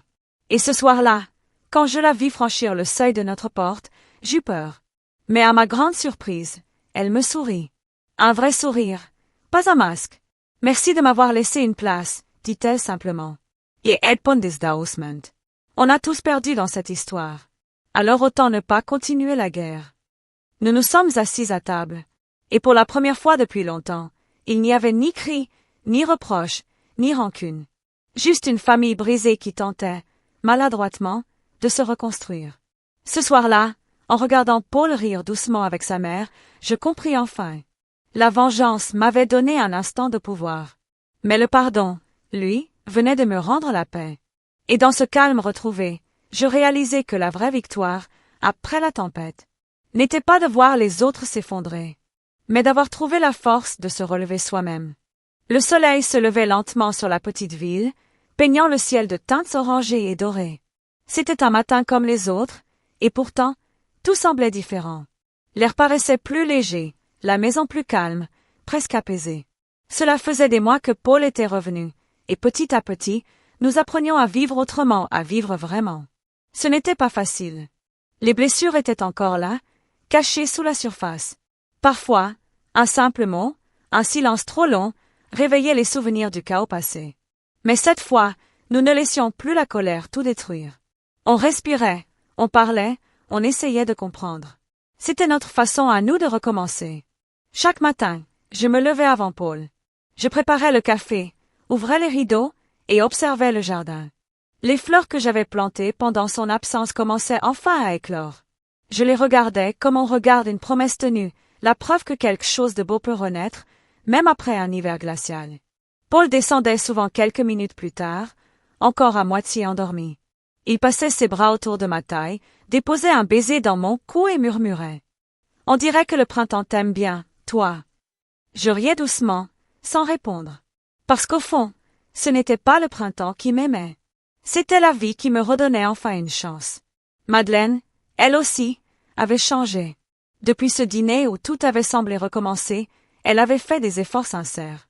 Elle ne s'imposait plus. Elle ne commentait plus chaque geste, chaque mot. Au lieu de cela, elle demandait, elle écoutait, parfois même, elle s'excusait. Un après-midi, alors que je préparais un gâteau pour le dimanche, elle vint m'aider. Silencieusement, elle retroussa ses manches, prit un bol et commença à battre les œufs. Je l'observai, un peu méfiante au début. Mais quand elle leva les yeux vers moi, il y avait dans son regard quelque chose de nouveau, une douceur sincère. Tu sais, je n'ai jamais vraiment appris à faire un gâteau. J'étais trop occupée à vouloir tout contrôler. Je souris. Il n'est jamais trop tard pour apprendre. Et ce jour-là, pour la première fois, nous avons ri ensemble. Un vrai rire, léger, naturel. Comme deux femmes qui découvraient enfin qu'elles n'étaient pas ennemies, mais simplement différentes. Paul remarqua vite cette nouvelle entente. Un soir, en nous regardant toutes les deux discuter calmement autour du dîner, il dit avec un sourire amusé. Si quelqu'un m'avait dit un jour que vous cuisineriez ensemble sans transformer la cuisine en champ de bataille, je ne l'aurais jamais cru. Madeleine éclata de rire. Un vieillet, Paul. Et puis, ta femme a plus de patience que moi. Je répondis en riant. Non, j'ai juste compris que la paix vaut plus que la victoire. Il nous observa en silence, ému, puis ajouta. C'est tout ce que j'espérais. Et dans ce moment simple, entre une assiette de pâtes et un éclat de rire, j'ai compris que nous étions en train de construire quelque chose de nouveau. Pas un retour en arrière, mais un véritable nouveau départ. Les mois passèrent, rythmés par des petites choses. Des promenades le soir, des repas partagés, des silences qui ne faisaient plus mal. Paul et moi parlions de projets, d'avenir. Un jour, il me proposa de vendre la maison. Trop de souvenirs ici. Trop d'ombre. On pourrait repartir ailleurs, commencer à zéro. Je restai silencieuse. C'était difficile de tourner la page, mais il avait raison. Cette maison avait tout vu, les disputes, les secrets, les pleurs. Elle portait encore l'écho de nos anciennes douleurs. Alors un matin, nous avons décidé. Nous avons mis la maison en vente, et quelques semaines plus tard, les cartons s'empilaient dans le salon. Chaque objet, chaque photo, chaque souvenir était une épreuve. Mais aussi une libération. Je me souviens du jour où nous avons fermé la porte pour la dernière fois. Le vent soufflait doucement. Paul prit ma main, et sans dire un mot, il me serra fort. Nous n'avions pas besoin de parler. Tout était déjà compris, ce n'était pas une fin. C'était un commencement. Nous avons emménagé dans une petite maison à la campagne, près d'un lac. L'endroit était paisible, entouré de collines et de champs dorés. Le soir, on entendait seulement le chant des grillons et le murmure de l'eau. Là-bas, tout semblait neuf, pur, sans passé. Nous avions décidé de repartir sur des bases simples. Pas de mensonges, pas de silence. Seulement la vérité, même quand elle fait mal. Les premiers jours furent étranges. Trop calmes, trop vides. Mais peu à peu, la vie reprit son souffle. Je recommençai à peindre, une passion que j'avais abandonnée depuis longtemps. Paul, lui, se mit au jardinage. Le voir genou dans la terre, les mains sales, mais le sourire sincère, me faisait rire. « Tu deviens un vrai paysan, maintenant, dis-je en plaisantant. Il répondit. « Peut-être. Mais pour la première fois, j'ai l'impression de planter quelque chose qui durera. » Ces mots me touchèrent profondément. Parce qu'ils résumaient tout. Après tant d'années de mensonges et de blessures, nous étions enfin prêts à construire quelque chose qui dure. Un dimanche après-midi, Madeleine nous rendit visite. Elle apportait une tarte aux pommes faite maison. Je n'en revenais pas. « C'est toi qui l'as faite ?» demandai-je, incrédule. Elle hocha la tête, fière d'elle. « Oui. » Et sans brûler le fond cette fois. Nous éclatâmes de rire. Le repas fut doux, presque joyeux. Pas un mot sur le passé, pas de reproches. Juste des conversations simples, des souvenirs heureux. À la fin du déjeuner, elle prit ma main et me dit doucement. « Merci. Pour m'avoir laissé revenir. Je sais que je ne le méritais pas toujours. » Je lui répondis sans réfléchir. On mérite tous une seconde chance. Elle eut les larmes aux yeux. Et moi aussi. Parce que dans ce moment, j'ai compris que le pardon, ce n'était pas oublier. C'était choisir de ne plus laisser le passé dicter notre avenir. Les saisons passèrent. L'été arriva avec ses soirs dorés, les rires des voisins, les barbecues improvisés. Paul et moi avions trouvé un rythme, une paix tranquille. Ce n'était pas un conte de fées. Il y avait encore des disputes, des maladresses, des moments de doute. Mais désormais, on savait comment se retrouver. L'amour n'était plus une lutte. C'était un refuge. Un soir, alors que le soleil se couchait derrière les collines, Paul me prit la main. « Tu te souviens de ce qu'on s'est dit le jour où je suis revenu? » Il sourit. « Oui. Tu m'as promis, plus de tempêtes. » Il hocha la tête, ému. Et je compte bien tenir parole. Parce qu'après la tempête, on mérite tous un peu de calme. Je posai ma tête contre son épaule. Le vent soufflait doucement, faisant danser les feuilles autour de nous. Et dans ce silence apaisant, je sentis une certitude. Nous étions enfin là où nous devions être. Pas dans le passé, pas dans les regrets, mais dans ce présent fragile et magnifique qu'on appelle la paix. Et c'est ainsi que tout recommença. Non pas comme avant, mais mieux. Plus vrai, plus doux. Parce qu'après avoir traversé la tempête, on apprend à aimer autrement. Avec patience, avec vérité, avec gratitude. Ce n'était pas la fin de notre histoire. C'était simplement le nouveau départ. Le temps a passé. Des années, peut-être. Assez pour que les souvenirs perdent leur amertume et deviennent des leçons. Assez pour que les blessures cicatrisent, laissant sur la peau du cœur des traces invisibles, mais précieuses. Aujourd'hui, quand je repense à tout ce que nous avons vécu, la trahison, la honte, les cris, les pleurs, les silences, je ne ressens plus de colère. Seulement une étrange forme de reconnaissance. Parce que, sans tout cela, je n'aurais jamais compris ce que signifie vraiment aimer, pardonner, et surtout, se reconstruire. Je me souviens encore de ce matin-là, celui où j'ai tout découvert. Ce jour où le monde s'est effondré sous mes pieds. Je croyais que c'était la fin de ma vie, la fin de mon mariage, la fin de moi-même. Mais aujourd'hui, je sais que c'était, au contraire, le début. Le début d'une nouvelle façon de voir les choses. Avant, j'idéalisais tout, le couple parfait, la belle famille parfaite, la vie parfaite. Je voulais plaire, être aimé, être accepté. Et dans ce besoin désespéré de perfection, j'avais oublié l'essentiel, être vrai. Ce que j'ai appris, c'est que l'amour n'a pas besoin de perfection. Il a besoin de vérité. Même quand cette vérité fait mal, même quand elle brûle, elle reste le seul chemin vers la paix. Un jour, Madeleine est venue me voir seule, sans prévenir. Je l'ai trouvée sur le banc du jardin, les yeux perdus dans le vide. Elle semblait plus fragile que jamais. Le temps avait blanchi ses cheveux, adouci ses traits, mais dans son regard, il y avait cette ombre familière, celle du regret. Je repensais à tout, à ce qu'on a vécu, à ce que j'ai fait. Sa voix tremblait légèrement. « Tu sais, je croyais te protéger, en réalité je t'ai détruite. » Je restai silencieuse, écoutant chaque mot comme une confession tardive. Elle reprit. « J'ai passé ma vie à vouloir contrôler tout le monde. Ton mariage, mon fils, même ton bonheur, parce que j'avais peur. Peur d'être seule, peur de vieillir, peur de ne plus compter. » Ses yeux se remplirent de larmes. Et c'est ironique, n'est-ce pas? En voulant tout garder, j'ai tout perdu. Je posai ma main sur la sienne, doucement. Peut-être que ce qu'on perd, parfois, c'est ce qu'on devait laisser partir. Elle me regarda longuement, et pour la première fois, je vis en elle non plus une ennemie, mais une femme. Une femme qui, malgré ses erreurs, avait aimé à sa manière. Et j'ai compris que le pardon, c'était aussi cela, accepter que chacun fait du mieux qu'il peut, même quand ce n'est pas assez. Ce jour-là, en la raccompagnant, elle me dit « Tu es devenue la femme que j'aurais voulu être. Courageuse, lucide, libre. » Je souris, un peu émue, et répondis simplement « Non. Je suis juste une femme qui a appris à tomber sans se briser. » Et en disant cela, j'ai senti quelque chose se libérer en moi. Comme si toutes les chaînes du passé s'étaient enfin détachées. La vie a continué, paisiblement. Paul et moi vivons dans cette maison au bord du lac, toujours entourés de ce silence bienveillant. Le matin, je peins. L'après-midi, il jardine. Le soir, on se promène main dans la main, comme deux adolescents.